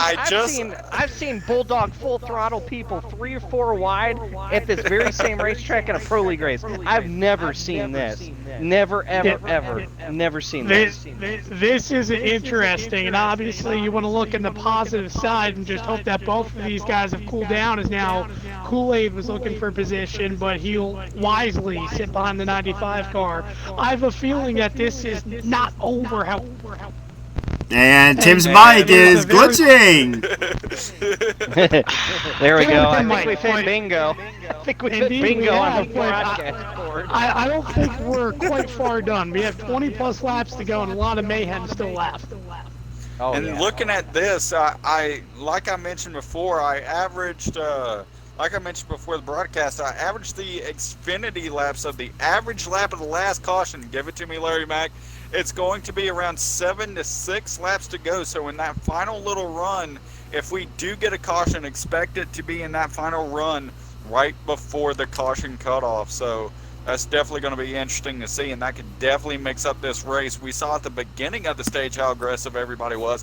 Imagine with only 5 or 4 laps to go. Pit road. Speaking of stats, I got stage 2 results for you. Okay, let's get that going. So we mentioned that Shake and Bake, if they're not only going to win this matchup, but they're also going to get the bye, they'd have to step it up, and they did. Shake and Bake taking 50 of the 55 points that time, and but we had 2 different drivers or at least 1 different driver actually. Mountain Dew Southern Series get stage points. We saw KFB 18 get stage points again, but Punisher in that 21 car is now got himself 2 stage points. Okay. So Now I do have to ask Slide Job, if you are still here, if my math serves me right, is that exactly even to what eSpark had last night? I actually was just looking that up to see for myself, and if you look at stage 2 in last race, the PRL got 12 points in the second stage. So Shake and Bake is actually on track now to take the bye away if they have as dominant of a stage 3 as eSpark did. The 51 hit the 38 and gave it right back. So I think the 51 has realized that his frustrations have boiled over. He hit the 38, gave him a good pop, gave it right back, and then gave this pop back. So the 38! Oh! That almost went from bad to worse right there. It's the 95. That's gonna let everybody's best friend, the 95, catch up to more cars in a deep braking zone. I can't wait. Oh boy. Oh, that is not gonna be fun. This race has been something else. Even the chat on the stream is just saying how there's some interesting driver or interesting drivers. Oh, he's off. 51 off the racetrack. He's behind the 95. This is about to get interesting, boys. Maybe give him a good one going. 51, all right. 51 coming down pit lane. He's short pitting him a little bit, though, guys.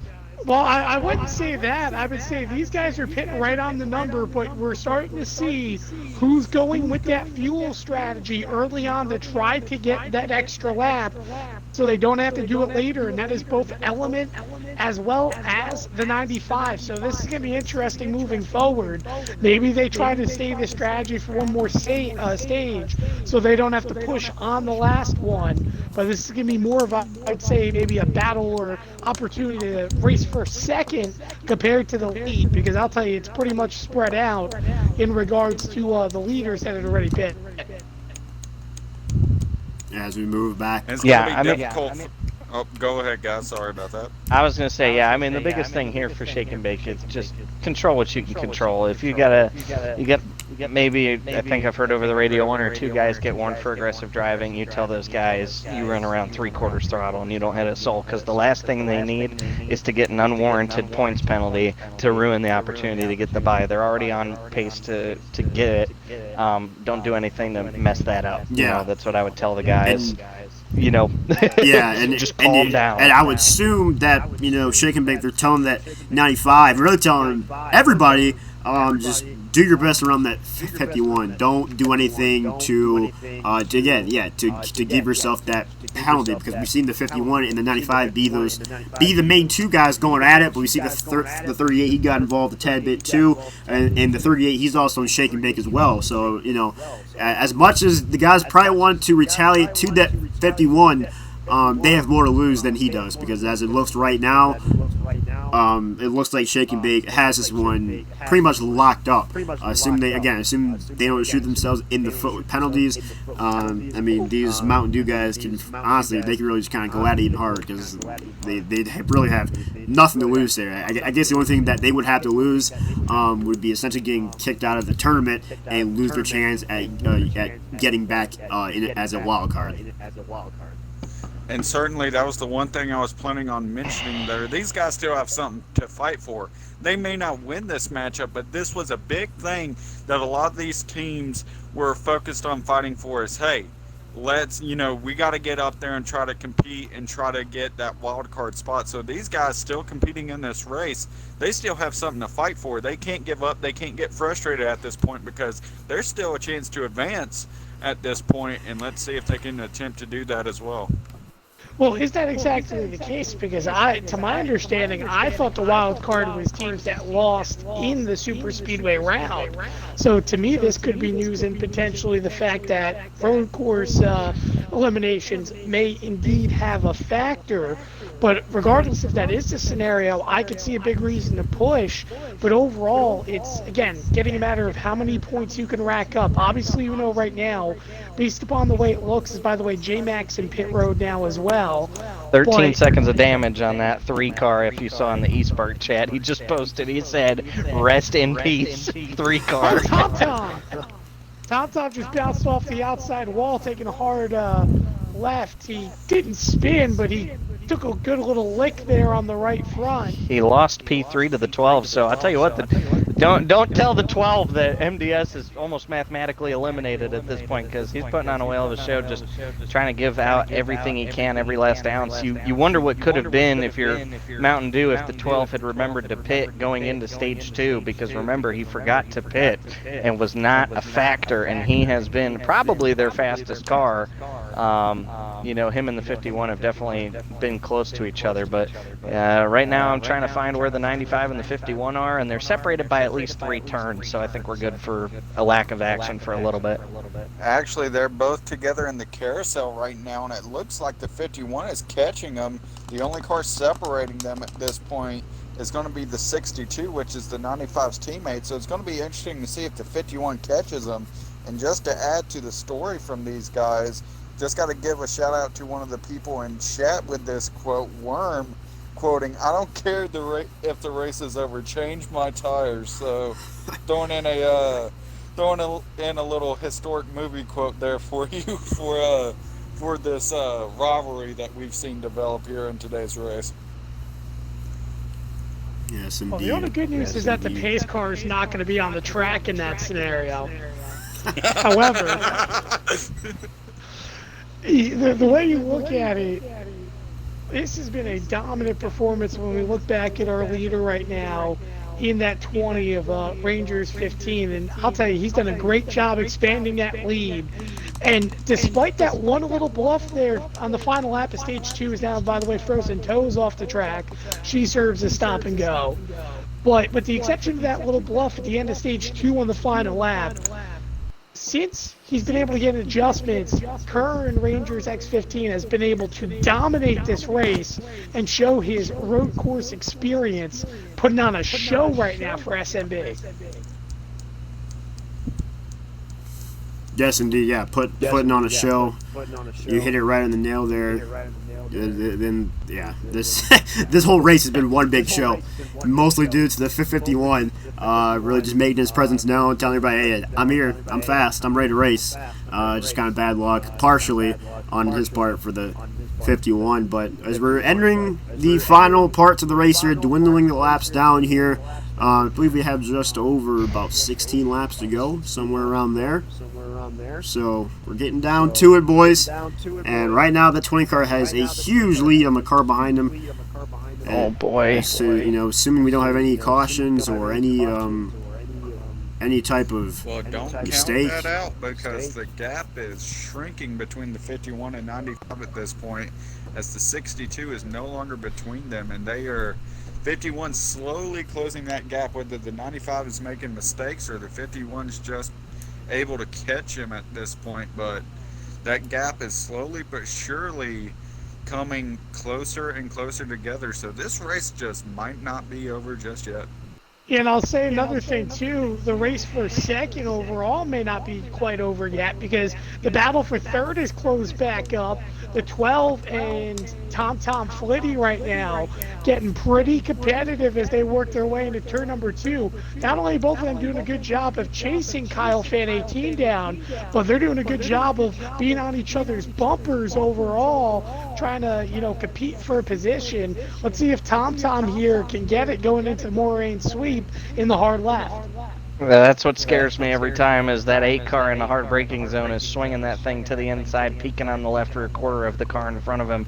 He did that last time in Canada Corner, which is why I let out an audible ooh, because he held the curb on the right before the turn and made it look like he was about to, use 8 tires to get into Canada Corner, but he did a good job behaving himself. But you're right, Tim. They're running down. They're running down the 19. 19. It's Yeah. invisible.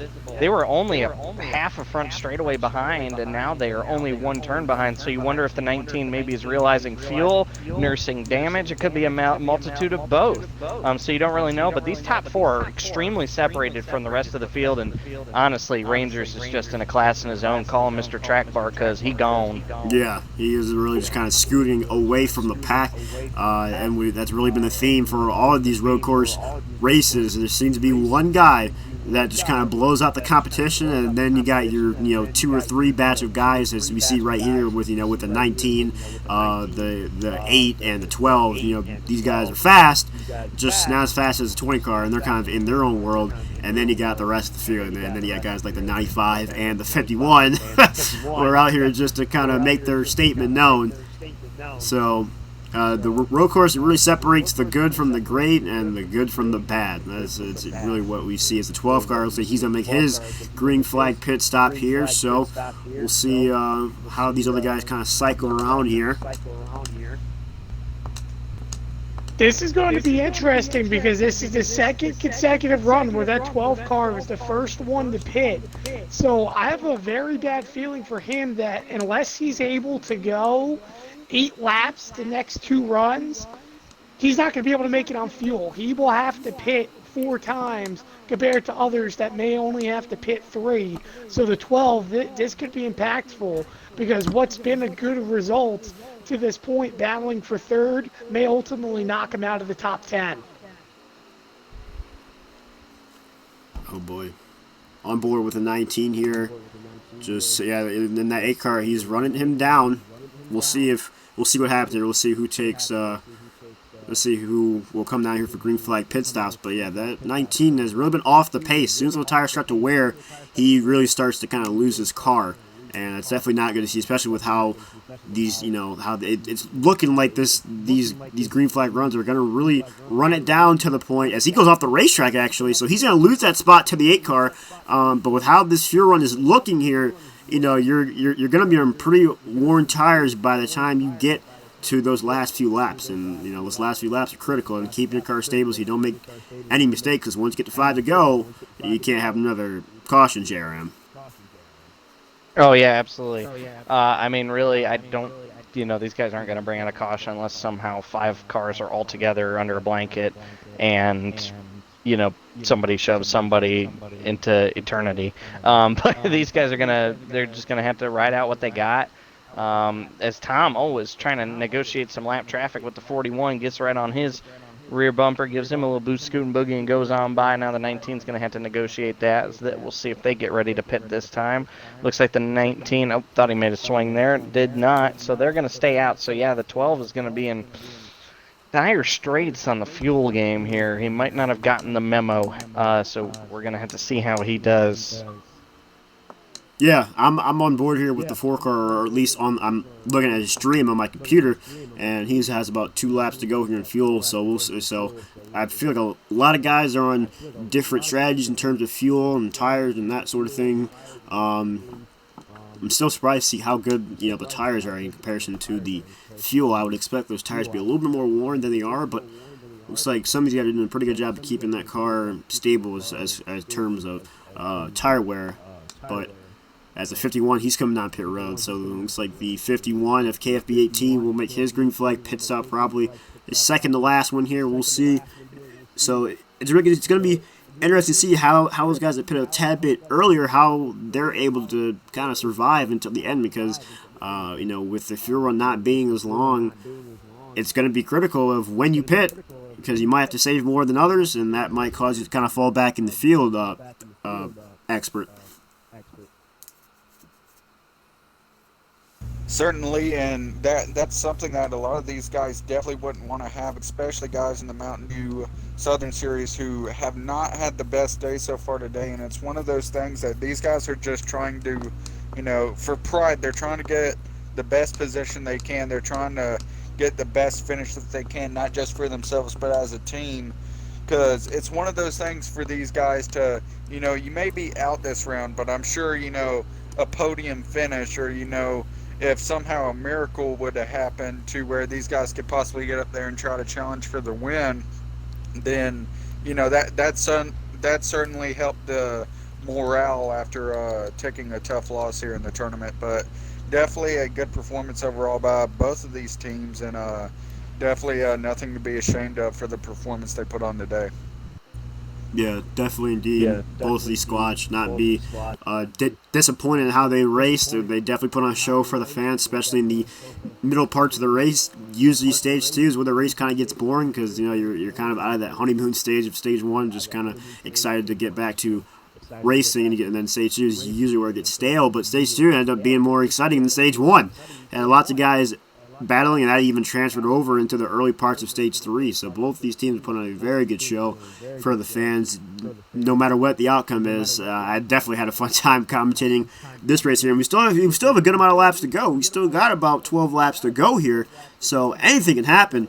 So we definitely still could see some more hard racing. I really want to see that 95 and 51 kind of get back together a tad bit, Ward Burton. Yeah, indeed, I'd like to see them get back together, but I'm noticing, again, strategy play out interestingly, but here's something that's interesting. The 20 car is still out on the track and going yet another lap. This, to me, is interesting because obviously we know he has a massive, and I mean massive lead, but I have a feeling that 20 is trying to play it to where he really doesn't have to save many laps of fuel. I mean, he has a lead to command, to say the least, but you got to wonder with him staying out, I believe it's 9 laps, don't quote me on that, maybe 8, but if that's the case, I wonder how much ground that 12 makes up pitting 2 laps prior to him, because he did make up some good spots in pit road, especially with a good pit stop. And a thing to look at with that as well, on board with the 20, I'm on his hood cam to where you can actually hear how he's throttling in and out. And there's so many times where you can hear him letting out the throttle early, where you can hear the engine just rev down and him just coast it through these corners as he heads in now. But so many places on this track to where it seems like he wasn't even going full pace, wasn't even going what sounded to be even 3/4 throttle. So it's going to be interesting to see, like you said, about the fuel he's trying to save with that massive lead that he has at this point. Yeah, and if he was able to stay out there 9 laps on the run, that's incredible considering that with 2 cans of fuel, Burton, you only get 6 laps. I mean that he's somehow managed to save 3 laps of fuel. If it was 9 laps, even if it was 8, that's still incredible. That's still 2 whole laps that he was able to save. And again, in the settings that we run for these races with times 3, 1 lap can be the make or break for how it affects the rest of your run. Certainly, and like you were mentioning, just to give a strategy update on if these guys can make it. How many laps are we at right now for these guys? As I believe Tom just passed the line. What are we looking at as far as these guys and laps to go here? I think it might be 13, but I'm going to have to wait until the 4 crosses the line again, to be honest with you. The 38 is currently the leader as I'm being shown. We also have a car that seems to be parked here on the inside wall. It looks like the 48 is famous. dead. Yeah. I'm not sure if he's perhaps going to call it a day here in the moment or if they've told him to pull off, but he is nose first into the inside wall. The 8 car caught up to the 20. Right now, from what it sounds like from race control, right now the 48 is seeing that he is stuck in the wall and just can't get it back going at this point. So Okay. It this is does what I'm happen. hearing 48's over. having electrical issues. Okay, It can so happen, yeah. so the It 48 can is definitely apparently happen. stuck in the wall, so that's kind of a tough break, an odd spot to be stuck. I didn't even know you could even get stuck at that point, but Invisible tires. yeah, and he looks like it looks you like he can. left. It looks like he left, or whatever, because I was suspecting him the whole time, and his car just teleported to pit road. So the He's 40, been towed to the garage. yep, so 48 out of this race, tough break for him. Gets stuck in the wall, unusual reason to leave a race, but that's just how the game goes, I guess. So again, a tough break for that 48 Chevrolet. He will go to the garage. Meanwhile, here the 38 car is actually your leader as of right now. So I'm assuming he hasn't pit yet. I'm assuming he's coming right here to pit if he is your lead car. And that's exactly what he's doing here. So looks like he may have stayed out a little bit longer than that 20 car. So interesting. We'll see how this one plays out at the end of this race. Could someone maybe back in the field, JRM, could someone back in the field potentially have been saving that whole time? And could they potentially steal this one from the 20? I think with how far the 20 went, I think nope. Nope. You know, unless the 8 does something really funky and catches up to the 20 while he's saving, you know, makes him make a mistake. Which these guys, they're best friends, but you know, like all best friends, they have their moments. So if Tom does something silly and we call him the clown of shake and bake, you know, the 20 could wreck. So the race isn't over by any means, but assuming that the 20 gets about 2 or 3 turns clear of the 8, you know, cash a check, have a cashier sign off on it. Yeah. This race is the 20s to lose. Yeah. Yep, he looks like he is overtaking the lead once again. So, again, 20 car in a world of his own. Word burden. He seems to have been the man today. I thought it was going to be that 19 early, but as this race has played out, word burden, it looks like it's been the 20 car. Yeah, indeed, it has been a 20 car, but the one thing to remember too is, hey, Tom's actually been on the number that he needs to be as well, going 8 laps, if I'm not mistaken, in those first 2 runs. So that really means he can also kind of hold it wide open if he needs to and not have to save too much fuel. And it's interesting because ideally he may have two last laps of fuel. Then that 20 car does up in front of him actually doesn't mean that he's going to be slower than him just because he's on old tires. You have to remember the way road courses work. The lower the fuel gets, the faster the car actually goes. So Tom may be able to make up some ground and get to that bumper. Doesn't mean he may pass him, but we could be seeing a battle for the win if Tom can play the fuel strategy right and keep that fuel tank as low as he can be when it matters. Yeah. You bring up a fantastic point, and I think back to an old showcase race where AKA Deadly Bomb won a race on an old tire. He was very happy about that at Phoenix. You know, sometimes you can pull that off on these older tires. You get the amount of fuel load right, you can win it. But right now, I'm just really impressed with Jacob Kerr. I mean, when you look at all the drivers on the rosters of the tournaments, you got your big guys that you pick out. You got your lucky dogs. You got your track bars. You know who the fast guys are going to be. But Jacob Kerr is making a case to be in that conversation, make it a top 3, and maybe even be in a top 2 in a case with Lucky Dog and himself. I mean, really, you know, this guy is a class of his own. He doesn't have any competition in this round because Lucky Dog had to buy and Track Bar wanted to sit on the wing. So Kerr right now looking like the best driver in the tournament. Yeah, just showing his dominance, making a case why he should be, you know, the best, or one of, if not the best driver in this tournament. And, you know, Lucky Dog, I've raced with him in the SXRL, and that guy is, he's in a place of his own. He just kind of blows out everybody. Word Burton knows, Lucky Dog is just a kind of a very good racer, to say the least. I actually ended up catching part of the Pro League last night, and I was able to watch, you know, Dohar, obviously, able to watch him race along with Lucky Dog, and you guys are fast. You guys are super fast. It's actually amazing to watch you guys race. Well, I appreciate the kind words. I mean, for Ward, it's a little different. Oh, as I see Kyle Fan go off the racetrack. For Ward, it's a little different because he's usually pushing and following. He's usually content to not pass. When I look back at the SXRL running at Charlotte, it was the push around the 13 race. But, we'll let bygones be bygones because hopefully by the time this tournament ends, it's both our teams facing off because I know we ain't going to be pushing the 37 because that 37 going to be gone from everybody. Yeah. Hey, what about the guy that won 2 tournament races in 1 round? Oh boy.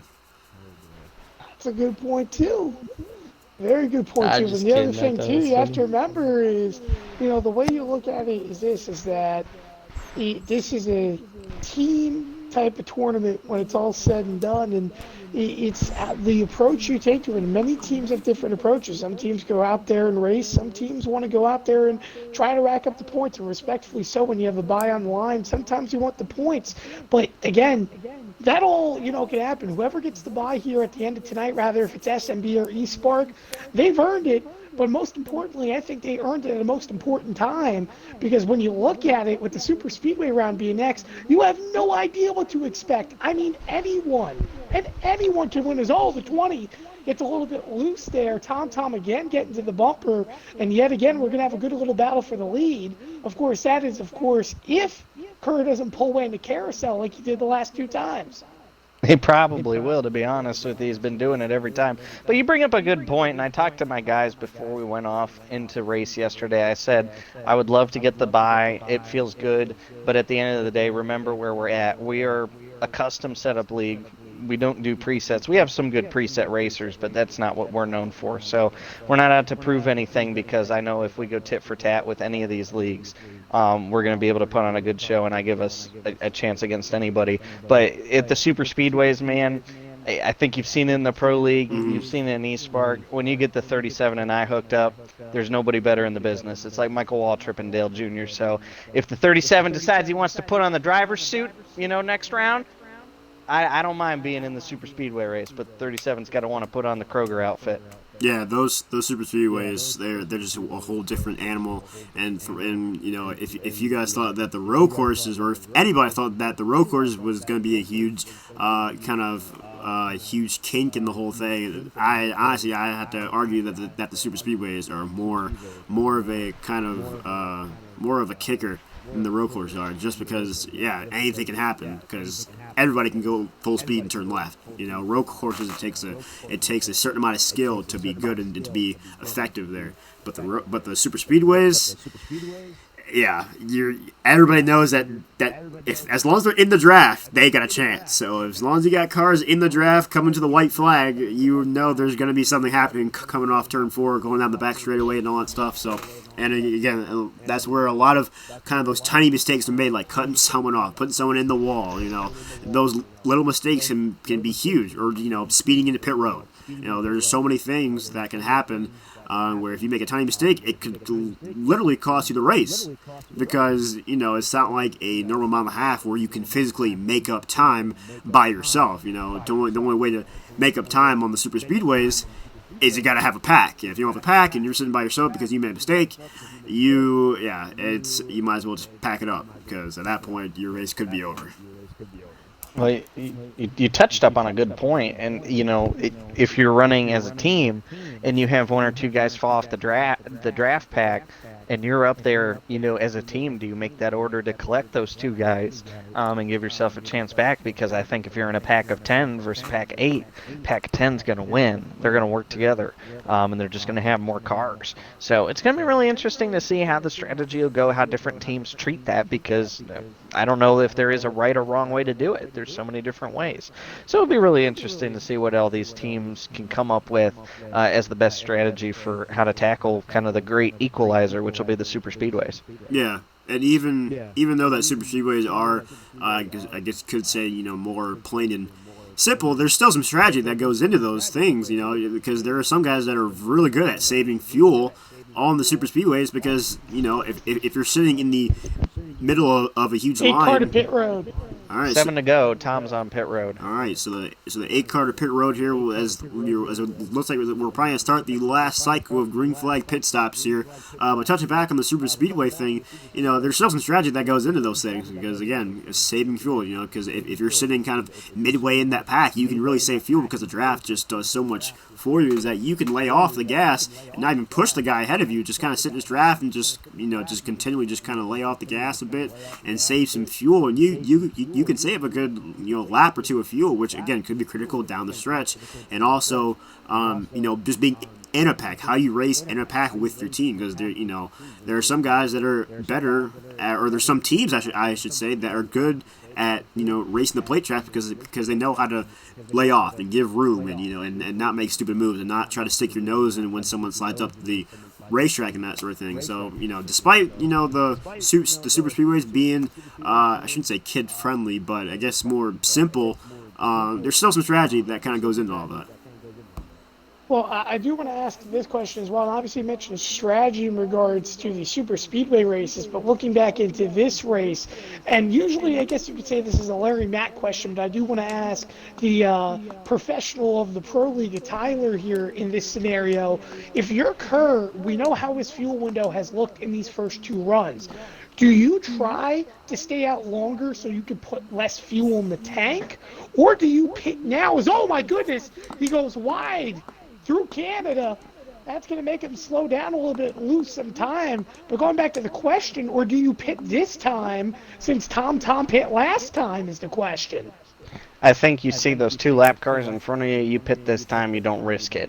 You got to get some space because at this point, control what you can control, and it looks like he's going to take my advice. I think that's perfect. Kerr's a smart guy. He knew he would rather go down pit road now, avoid the lap traffic in front of him, avoid losing time to the 8, as a result of them pitting on different laps. So very, very savvy veteran move there by the kid from Kansas.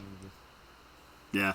Moving on here, Expert, as we enter this last fuel run here, do you think we see anything shake up, or do you think this field kind of stays the way it's been the whole day with the 20 car kind of just dominating this whole thing, or do you think we see the 8 car potentially try to make a run for his money?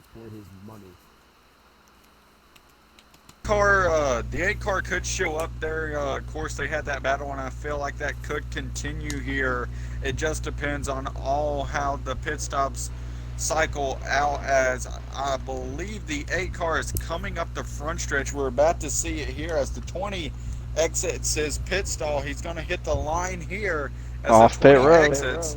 So it's going to be interesting to see the gap as Rangers gets up to speed and the 8 goes through the corner. So it's going to be interesting to see. Of course, you have lap traffic right in front of Rangers there. But the big toss-up was going to be if Rangers didn't pit there, how long was he going to stay out and what call would he make?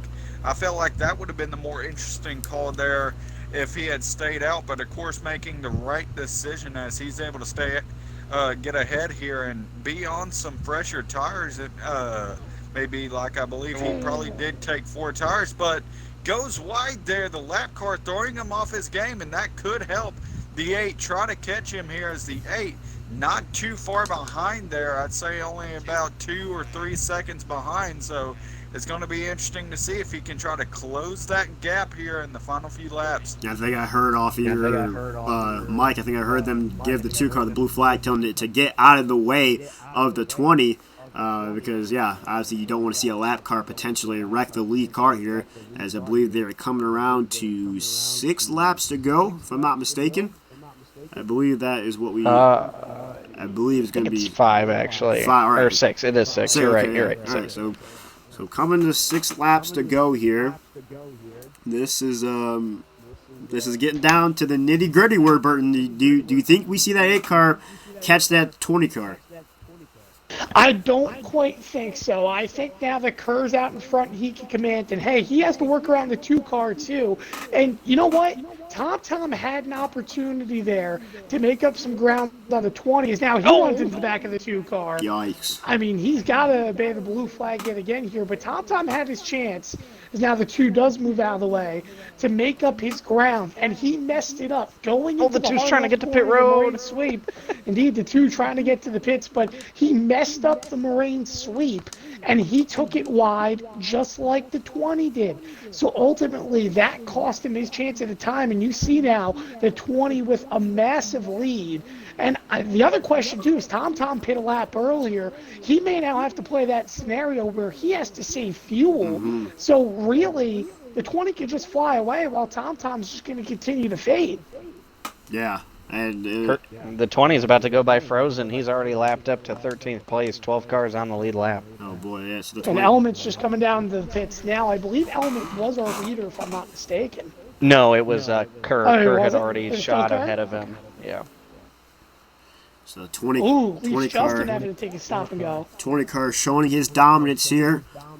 And he is just kind of scooting away from that 8 car. Don't know what exactly the fuel status is on that 8 car, but since he did pit a lap earlier than the 20, I would assume that he'd probably have to save a tad bit of fuel here towards the end. But either way, it's still just a very good race for both cars. Even if the 8 car can't get the win, he still had a very good race, and he's been showing why he is one of the fastest guys in this race. And it's really just been a fun time so far. It's really been fun. This whole race has just been one big mess at times and one big diamond at times. It's been wild. Yeah, I'd be a liar if I said that I didn't scroll to the 95 occasionally just to see if there was a car, within a braking zone distance of him, but luckily there hasn't been. So the action has been sparse in this stage, aside from a couple of off-track excursions for several different competitors. So we're going to have to see how it shakes out, because I think the 2 Mountain Dew guys are going to have to pit. They pitted early. They pitted with, I think, 9 and 8 laps to go, so certainly pit stops coming from those guys. But they've got a lot of distance from the rest of the field, where I think they're still going to pretty much finish where about they are, which was about 5th, 6th-ish for those 2 guys. But, I mean, right now it's all about Jacob Kerr, man. He's in Kansas territory. He's the tornado right now, and he's taking it to these boys. Yeah, 4 laps to go as it hit the stripe right there. So we are under the cutoff. So no more caution as they're under 5 laps to go. So if you wreck, you wreck. That's basically it. So right now, 20 car again just showing or just flexing his muscles as of right now, trying to catch that 4 car to lap him. As I'm looking on stream for the 4 car, yeah, he is the last car on the lead lap. So. Tyler, you mentioned the 12. The 12 now coming down into the pits, as well as the 51. So this will be their 4th and final stops. So they were not able, obviously, to go the distance based upon their strategies. And this is going to set SNB up very nicely, because if they can continue to pull away here, almost all of them can make it on fuel. This is going to be very good. I mean, I know Frozen's not in the top 10, but even if you get 9 out of 10, that's pretty nicely. Is Tom, in fact, behind an SNB teammate of Frozen Toes, but he's got a long way up to the 20. I mean, Kerr, what a race right now for him. All he has to do is make it 3 more circuits around, but right now it's more like 3 globes around. Needless to say, with how big of a lead he's had, I mean, he's on a planet of his own. In fact, in a whole different zip code than Tom is at the moment. Oh, yeah. Kerr can go hook up his other Xbox and start playing a game of FIFA with Scott Cole if he wanted to. He's out to that much of a lead. He's doing a great job right now. I mean, realistically, SMB's got the bye locked up, just pending, hopefully there's no penalties forthward for the 95 or any drivers on either side, but obviously the more aggression that we've seen on stream has been from the 95. So pending that, I mean they're sitting in the very big catbird seat here to not have to race the super speedway round. But Jacob Kerr is gonna take another lap here, and I think this is gonna be 3 to go. So laps clicking off. It's gonna be the race of how many cars can Kerr lap. He's got the 4. I think is next on the hit list. Yep. Yeah, they had and that. just to give an update on the gap between the leader and second place right now, that being Rangers and Tom Flitty. The last time around in the hurry downs, and Rangers off track. That's going to be a little bit of time that he loses there. But the last time around, it was going to be a gap that actually completed the distance between turns 7 and 8, aka hurry downs, was going to be the gap that was between Tom and Rangers getting off track there. I'm not sure if that's going to impede that or if he's already got too much of a lead to just have to worry about that one little mistake. But definitely, he cannot afford, I'd say, any more mistakes, or probably doesn't want to have any more mistakes like that, because those can definitely bring the 8 right back into the picture. I don't think it's going to be an issue, guys, because I'm riding along with the 8, and he is just content to ride along behind the 9 who is a lap down. He's coasting it into the corners. Remember, pitting that lap early with, I think, 7 to go. Put him really on the edge of the fuel and the left front tires life cycle. So right now at this point, I think the driver of number 8 is saying, I can't finish first. I'm going to make sure I can finish on all 4 tires. And it's just riding around as the 9's now going to let him go by. But he has definitely reduced his pace because Kerr has extended the lead now. He's in Canada corner, and Tom just is now going through the kink. Yeah. Certainly. Certainly, and looking at all the events that happened in this race, with how much of a domination this was for Shake and Bake, not saying anything less of the Mountain Dew Southern Series. They definitely put up a good fight, but Shake and Bake truly came out here and was the better team. Now trying to compete for that bye has to be their number one goal at this point as we look to close out the race. But how about we try to recap what got us here? Shake and Bake being so dominant, a lot of key players have rebounded. A lot of guys had mistakes, but they were able to overcome that. We talked about in the pre-show and qualifying and stuff like that, how these guys would, they couldn't make mistakes that would shoot them in the foot, and they made some mistakes, but they were able to rebound pretty well. What were some of the things that y'all saw that allowed these guys to pick up this win, and what do you think were some critical points that allowed them to do so? Personally, for me, it was just how consistent they've been. The big question coming in was, would they shoot themselves in the foot? Could they stay consistent and not make mistakes, not get penalties and that sort of thing? And so far, the answer has been yes. They have been able to stay out of trouble. They have been able to stay consistent and not make mistakes. And that's really been that's usually the difference in most cases between two teams is, how well can one team run? How consistent can one team be? And right now, Shake and Bake is showing why they're one of the best leagues in this whole tournament, because they don't make mistakes. Well, yeah, another thing to think about too for Shake and Bake is they came well prepared. All their drivers knew the strategy, knew what the plan was put in place, and they all executed at the end of the day. It seemed a little bit like the Mountain Dew Summer Series came out just a little bit, or rather Southern Series, came out a little bit unprepared in their strategy, missed the fuel mark, and unfortunately, it wasn't the deciding of a win for them, but it hurt them in regards to extra points that they could have gotten. And I think with the end of it, you got to give SNB a lot of credit. They've dominated. They've looked good as Jacob Kerr coming up the hill, and I believe this time he's going to take the checkered. No, he's going to take the white the this white time. flag, yeah. Let's not cash the check too early, but, the check's already been written. He's just taking it to the bank, and he's taking a good old Southern stroll out to it. I don't think his favorite driver is Mark Martin, correct?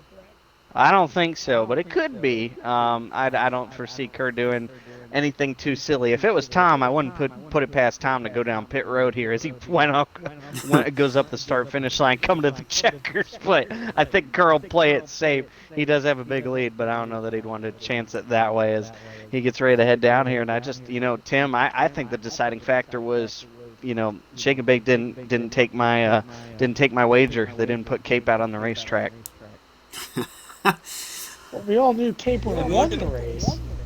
Looking at all of this, all the way back in 1956, the only Cup Series race to be held at Road America, won by Tim Flock, and now today we're going to have, it looks, as long as something drastic does not happen, Rangers is going to go there and be another Cup Series driver, or quote-unquote racing these Cup cars today, that's going to be able to win here at Road America. And I think that's going to be a statement not only by Shake and Bake, but by Rangers himself as they head into the next round, or as they head into the round after that, depending points decisions that decide the bye. So it's going to be interesting to see, but definitely a big statement made here today by Shake and Bake and Rangers. Definitely. Does that mean he's the monkey, or does that mean he's joining Tim Flock? Because I think he's probably I think he's Jocko Flacco. Kerr's kind of I he's mean, kind of I funny. think that's up to personal preference, but I mean, winning 2 rounds in a row, he won it for him last week, if I'm not mistaken. I got to look at the results once again. Yeah, he But did. I think he's going to be one of maybe 2 guys to do this, and his team's still moving on. I mean, Jacob Kerr is planting his flag and letting it be known that he is going to be a force to be reckoned with. As he's going to take the checkered flag. My buddy from Kansas who let me eat his Bojangles and listen to Ty Dillon on the radio gets the win. Yep, so Rangers X15 gets the win here at Road America, as these guys will come around here and they will finish their last laps here. Obviously, the guys a lap down won't be to finish the entire race. They'll have to, just have the game and finish it out for them. But nonetheless, a dominant force in that 20 car, showing why he's one of the best, if not the best person in this whole tournament as a whole. And I'll be the one to say it. The big three finishing 1, 2, 3. That being, of course, Rangers, Tom Flitty, and Kyle Finn as well. He racked up the third position, doing it in style, as he probably just shifted down and drifted across the line. But those three finishing 1, 2, 3, and they certainly put on a show today for that lead. Yep, the 41 coming across the line here. K-Cyple 99, he will finish the race along with the 38 behind him, the 18 behind the 38. And this is boys, this is one heck of a race. Started out kind of slow, heated up in the middle part of the race, early part of stage 3, and then again kind of toned back down towards the end, and everything kind of settled out. But nonetheless, still a very good race. A very good way to finish out round 2 here. But so, Ward Burton, do you have any? What did you really see throughout this whole race? What was your kind of? What's your whole opinion on how this race went? If Ward Burton is He's there. not saying anything because I think he's scared. He knows that Jacob Kerr is knocking. Oh, there's he's back. Oh, no, I got to get my statement out now. He knows that Jacob Kerr is knocking on the throne of Lucky Dog. He's going to dethrone him. Oh, boy. Well, we'll see. Again, there's a little bit of time to come out and face. And, hey, you never know. Obviously, SNB, pending no penalties, looks like they have the bye, which means they're sitting pretty sweet going into the next round. But, the way you look at it, again, the strategy did not work out. KFB, he came behind the 2 on the track, obviously the 2 being a lapped car. But it's going to be borderline in terms of results. The 12 came behind ECR Kool-Aid. So for SMB, they played it perfectly. But I was going to make a point about Kerr, and I'm a little bit upset that he didn't slap the car in the reverse like the 19 did coming across the line. Because I'd love to see a little drift with the way he dominated today. 11 cars will finish on the lead lap tonight, guys. And the top finishing Mountain Dew Series guys will be 9th and 10th. So they'll occupy 2 spots within the top 10. But just a dominant showing for Shake and Bake, backing up their first round results at Chicagoland, doing it right here tonight at Road America. I mean, just led by the man running a 2016 on a preset in a cup car. Jacob Kerr, Rangers 15, getting the dub. And he had it on speed, and most importantly, Kid, he had it on strategy. Yes, indeed. A very dominant race from the 20 in all sorts of aspects here. As it looks like we're going to have everybody kind of join the party here. There's your race winner in the party right now. But we will take a short break while we get all the respective racers in the party here. So don't go away. We will have the post-race interviews in just a bit.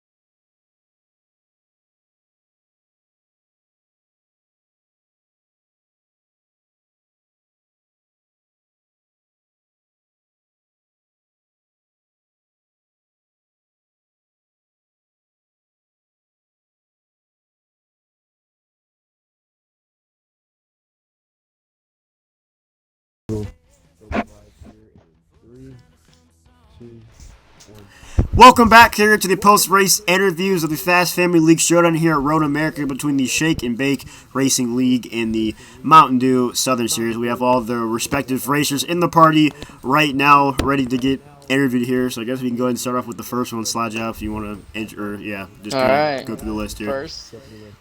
First is third place from Mountain Dew Southern Series, Punisher 08GT. All right, Expert, I guess. Expert, you can go ahead and take this interview for us. Hold on, who was it again? Sorry about that. Punisher. All right, you got me, man? Let's say his Ian. And make sure he can hear me. Oh God. That is not him. Do we have Punisher in the party? No, he did not. Okay, sorry about that. We do not have him. All right, moving on to second place from Mountain Dew Southern Series, PTH the Goat. All right. I guess Expert, you can go ahead and take this one then, since we can't get Punisher in here. All right, PTH the Goat. You had a pretty up and down race today. You at one point were up there almost battling for the lead. Looking overall at the race today that you had, what would you say was your downfall that caused you to go from battling from the lead to finishing where you did?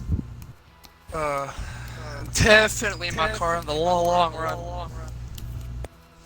It's had a huge fall off. With that now fall I was off, just struggling. Well, with you struggling and that huge fall off that you had with the long run car, did that add to you having to make those extra pit stops coming toward the end of the race, or was that just mismanagement on strategy? It was a combination of both, but if I had to pick one, it was more of a mismanagement on strategy. All right, well, definitely all the way around, definitely not the performance, the performance you may have wanted, but definitely not the ending that you wanted. Definitely showed speed and definitely showed that you were able to go up there and compete with those guys. So nothing to beat yourself up about. A good performance all the way around, and once again, good job today. I appreciate that, man. All right. Moving on. All right, next is going to be top driver for.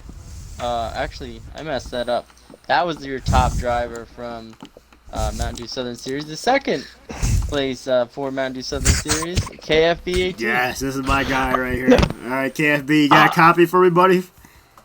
Yeah, man, I'm here. Okay, all right. Well, stage one, it didn't seem to be your best stage for you. You seemed to kind of struggle. Did that really set the tone for you for the rest of the race? The kind of the tough time you had there in stage one.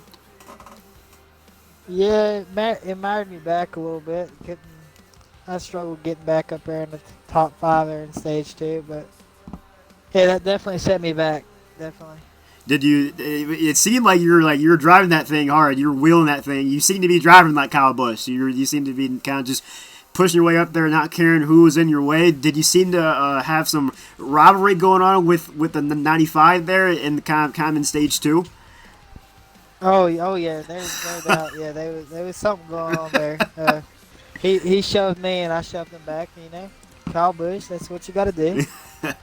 Well, you definitely gave us a fun time up here in the booth. We were watching you and the 95 go at it. I know Expert felt bad for you because he felt like you were kind of getting battered around and all that stuff, but I was loving the whole thing up here. It was definitely fun to watch. So congrats on where you finished, and hopefully we see you sometime down the road. Yeah, for sure. Thanks for having me. Yes, no problem. All right, Slide Job, moving on here to the next interview. All right. Third place for Shake and Bake. Going to be Skyland. All right.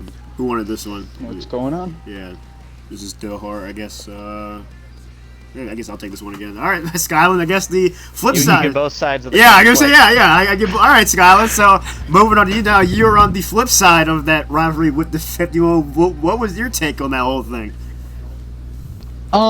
It depends on which part of the race. There were some parts where there was nothing wrong. It was just close racing and trying to get people's braking points right so you don't run them over tough, especially with the bubble.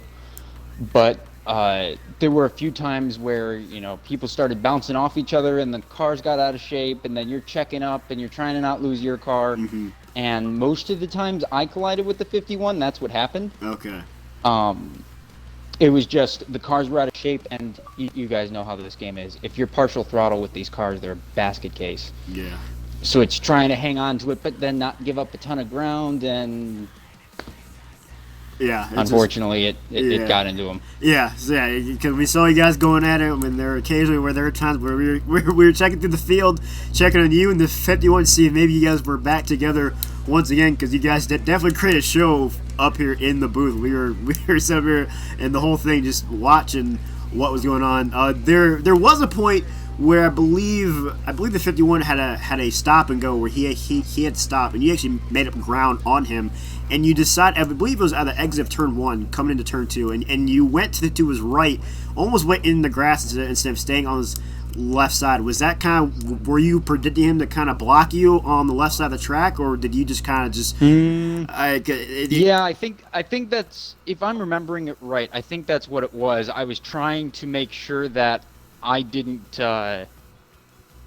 end up next to him exiting the corner and him getting a better exit than me. Okay. I was trying to make sure that I got by him instead of ending up side by side with him. Okay. Yeah, because we were like, what did 95 just do? We're like, he had the whole left side of the track open, but yeah, it's actually a good point there.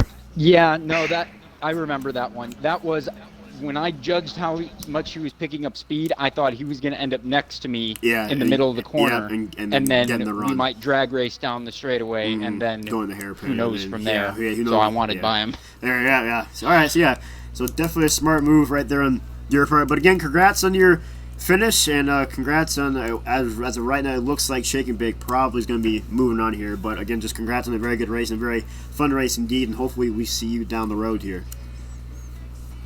Sounds good. Thank you for hosting. Yes, no problem. All right, slide you down. Moving on to the next guy here. All right, second place for Shake and Bake is going to be Tom Flitty. Well, I'm here, of course, with Tom Flitty. You know, Tom, before we start things off, I should have you pick my fantasy team, because there goes the mic. The good old Mike fails. Everything you told me before the race for you ended up going exactly the plan. And ultimately, towards the end, when you had a chance to race for the win, you felt the one guy that was better than you at this track of Kerr ended up going on the win. But through that third cycle of pit stops, it seemed like you had a chance. You were right on his bumper, and you had an opportunity.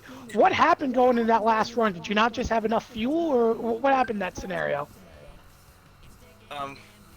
Yeah, man. Well, first of all, I was actually, I want to say, it was a great race for everybody, for both teams. Good, clean racing for the most part, so that's always good to see. But, yeah, man, I had some trouble there on that last restart. I got knocked around a little bit and lost some time, and I was knocked back to like 8th or 9th or something like that, and I just tried to kind of work my way back to the front, and I figured the best way to do that was just wait till the last run to save, and I just didn't do a good job of saving gas the last run. I lost more time than what I anticipated to, but either way, I think if I was on the same strategy as Rangers, he probably still would have won. I just had too much time to make up to really find out. I would have loved to give you guys a good battle for the win there and try to get it there, but all in all, like I said, second's not too bad, and we had a pretty good performance as a team, and we worked really great together. And not only did you mention working great together, potentially getting this bye, but you also mentioned something earlier as well about getting beaten and battered around there on that final restart in particular. And I would imagine throughout this race multiple times you had to deal with some damage issues. How much of a challenge does that create at especially what is a pretty loose and fast road course here at Road America?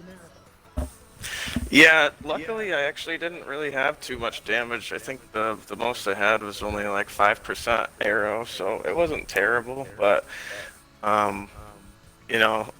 normally when you have damage, especially rear damage, it's kind of hard to save a little bit more fuel when you need to.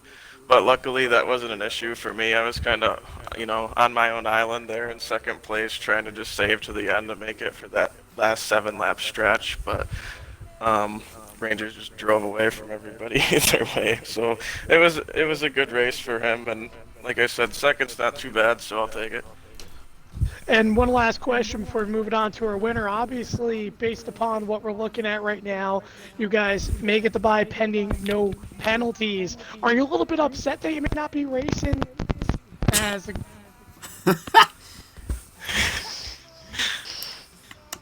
No. Are you upset that you might not race the super speedway round? I will finish his sentences for him. That's what I said, no. Dan we don't fix know your what's going to happen. I'm not sure exactly, if there's going to be any penalties handed out or what have you. Looked like we definitely scored more points, but like I said, I don't know what all happened behind me exactly. I was just trying to focus on my race and not screw it up for my team, and not do anything crazy like speed on pit road or anything of that sort. So. Indeed, and obviously, thank you, Tyler, for finishing the sentence that I was going for, so I'm much appreciative of that. But indeed, Tom, congratulations on your second place result, and best of luck, obviously, for you and SNB in the future. But now we will move it over to our winner, and of course, we'll be with JRM Zohar Rangers X15, Jacob Kerr. Congratulations, first off. Jacob Kerr, the restaurateur, went to Road America like a blur. What a race for you. I like that. And I came up with that rhyme on the spot. I like that. You had a fantastic race. You had him covered on speed. You had him covered on the strategy. I mean, there's not much to talk about, but just what led to that dominating performance tonight? I think, overall, it went pretty well for myself, and honestly for the whole team, to be honest with you. We kind of just, we worked on it for however many weeks we leading up to the race, and we had that strategy of just at some point in that last stage, we all had to go at least 7 laps. I decided to do it early. I did it on the second stint. Tom did it on the last, and I was able to just go full out the last 2 rounds, which obviously helped me. And to stay in front of everybody and still do my fuel strategy was obviously optimal for me. Honestly, couldn't have. Now, I was telling the guys up in the booth, I think we're seeing the dawning of kind of a big 3 on Xbox. Now, you've of course got Lucky Dog, you've got Mr. Trackbar, but in this tournament, you have come out and made a statement that you might be arguably the best driver in this tournament, maybe even second best to Lucky Dog, certainly surpassing Mr. Trackbar. 2 dominating performances in this tournament. What has led to that success? I've known you've been fast, but I've never seen this Rangers before. I don't think it's really anything different. Maybe I honestly don't know, to be honest with you. I don't feel like I've done anything different. I'm just, I just feel like I've less mistakes, I guess I could say. Maybe. I feel like I haven't really necessarily been quite any faster, but I've really worked on the last couple games to just get less and less mistakes. And generally, if you can person with the less mistakes and you have a little bit of speed, generally, you win most of those races. So that's kind of just been the focus. Well, you've certainly been getting it done. The gamer, as dubbed by Scott Cole, gets his second dub of this tournament. Now the winningest driver in this tournament, so congratulations to Rangers and to Team Shake and Bake on their victory tonight. Yes. Thank you, appreciate it. Yeah, no problem. Yep.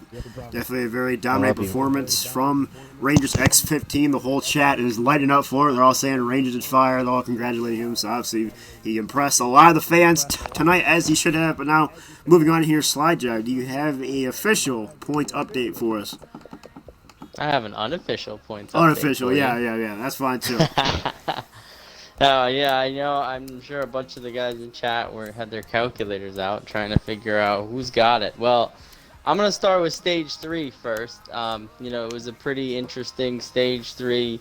We saw the guys that had been getting the stage points for Mountain Dew Southern Series slowly slip back, as I think a couple have mentioned. The long run kind of slowed them down. Well, as far as Stage 3 goes, Mountain Dew Southern Series is going to clean up with 220 points unofficially to Shake and Bake's 314. So if you did your math correctly, Mountain Dew Southern Series is going to come out with a total of 233 points, and Shake and Bake, for the first time in round 2, is going to break 400. They are going to come up with 411 unofficially. So if the results stand, they will be receiving the bye and being replaced by Sevy's Xbox Racing League in the round of Super Speedways with a very large gap to second place there. I believe around the neighborhood of 30 points or so. So congratulations to them. We will see how everything shakes out, if any adjustments need to be made. But we are going to talk to the league owners or representatives. So first, we have J-Mac Attack with us. So J-Mac, hearing that your team was the only team to score 400 points in this round, you must be feeling pretty proud of your team. Oh heck yeah! We're all incredibly proud of the work we put in. Like our other drivers have intimated. We worked on that strategy. We were we're picking each other's brains during the race, when to do it, when not to do it, and everyone had good pace. Everyone put in a lot of effort into this race. That's the most important thing to score a lot of points is respect your opponent and go out there like they have the potential to whoop your butt and work on it. And we had guys like Kerr and Tom and Kyle Fan just with incredible pace, and then Skyland was really smooth out there and able to come home in the podium position. But all down through the list, we had everyone in our league working hard and working well together, and that's what it's all about. You gotta. We had some tense moments in the party. It would be a lie if we said that there weren't, but we got over them pretty quick and worked together and ended up coming out with a large point total that hopefully stands. I don't want to be presumptuous. Anything can happen, but hearing the initial numbers, it's very encouraging, and I'm incredibly proud. And I know Frozen is too. This is a little late for her, so props to her for sticking around and at a race she doesn't fancy herself too great at, but she came home 13th, which isn't too terrible, and proud of her, proud of all the effort she put in and that. So yeah, I mean that's all you can say. This was an awesome effort from our team. Absolutely, teamwork being the name of the game of not just this race but the entire tournament. So I just have two last questions for you. So one, real quick, so you guys barely missed the bye in round 1. So was there any kind of slight motivation there to maybe try to get it this round? I think it wasn't really the missing it last time. I think we would rather miss it for this week, because I think if we can hold on to the bye, I think this would be the week we wanted to hold on to it for the super speedways, just because it's such a great randomizer, and who knows what can happen. And we're at the point now where there are just so many, the teams have become so much more even with who's been eliminated and who hadn't, and so that's gonna be a tough round for anybody. I mean that's gonna be the round of upsets, and to be able to, I think, to sit on the sidelines and watch it unfold, knowing that we were on to the next round and didn't have to worry about it. That was our main focus. We just wanted to get through this week. Absolutely, very wise thoughts there. And last but not least, so assuming you are on to the next round, what is your approach? Because we're talking about, I can't believe we're talking about short tracks already, but what is your approach? What are you going to do over the next couple of weeks to get prepared for that short track round? Because I know that's going to be super tough. Work hard and lean on Tom and Kerr as hard as we can, because those two are going to be blazing fast. No matter which short track we end up with, that's goal number one. But just race hard, have fun. Whoever we go up against, we'll take all comers, and I think we'll be ready to battle. But it's just going to come down to a team effort and us putting in the work and respecting our opponent, and that's going to be it. We just gotta work our butts off. Absolutely, that's usually a good strategy to go about. All right, now our final interview of the night. We are going to talk to Mr. B. Ford, owner of the Mountain Dew Southern Series. So, Mr. B. Ford, you had a very, probably, arguably the toughest matchup on the board for round 2. But your guys came out swinging. You guys had a fantastic race, all race. And what can you say for your guys in this race? Yeah, I'm incredibly proud of our guys. I mean, we were major underdogs going in. I've heard it from all angles, but the guys at Mountain Dew Southern Series know as the league owner, I try to be competitive, and I'll admit it, and I'll be the first to. I'm not a road course driver. I've just practiced when I need to, and it shows. And I've tried to work my butt off for this race, but I didn't have the result that I had. But I do want to give hats off to PTH, the GOAT, KFB, and Punisher for the top 3 tonight. But incredibly good job for Shake and Bake. Y'all did a wonderful job, and definitely class act from some of y'all's drivers. Like I say, we came in and tried our best. I try to keep the league up on the upside and do the best that we could with it. And, some may say we got our hind ends handed to us, but we made it farther than half of the guys that started, so we'll take it. Absolutely. You guys made a very valiant effort, going into this race, knowing you were the underdogs, and you showed a lot of just mental toughness and endurance and sticking it out through that whole race. So congratulations on that. You earned a ton of respect from the community. And my last question to you is, a lot of people watching were wondering, if they wanted to follow you guys in your races and what you guys are doing with your league, or if they're a potential driver looking for a league that want to join such a great group of guys you guys are, how can they find you and how can they join? Yeah, we got a Facebook page, Mountain Dew Southern Series. Also, I'm the league owner. Reach out to me. Anyway, we just got this league started back in, I believe it was May when we started it. We're trying to get everybody together, get a good group of guys. I understand Shake and Bake's been together for a decent time, but nonetheless, we tried it and gave it our best. But right now, we're ending toward the end of the season. We just started the playoffs, and we're not taking any more new drivers right now, but they can find us at Mountain Dew Southern Series on Facebook, or get in touch with me on Messenger, Brian Ford, either way. Absolutely. Go check these guys out. They're an awesome group. And to go from starting in May to taking on one of the toughest teams in the second round, making it this far, I mean, that's pretty incredible. So hats off to your guys. You guys did fantastic, and we hope to see you back and better than ever in next year's tournament. Yep, I appreciate it. I want to give congratulations to J Mac, Shake and Bake, and Frozen Toes, and all their guys. Absolutely. And now, there's the funny thing is there's no tournament race coming up here in a day or two.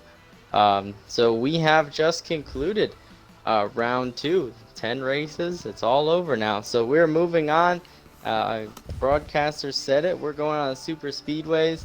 So just another quick congratulations to Shake and Bake for unofficially moving on to join eSpark, American Ethanol, Thursday Night Thunder, No Name Racing League, eNASCAR Elite Association, International Virtual Racing League, Online Motorsports Association, North American Online Racing, Carolina Racing League, and Sebi's Xbox Racing League. You're by from round 1.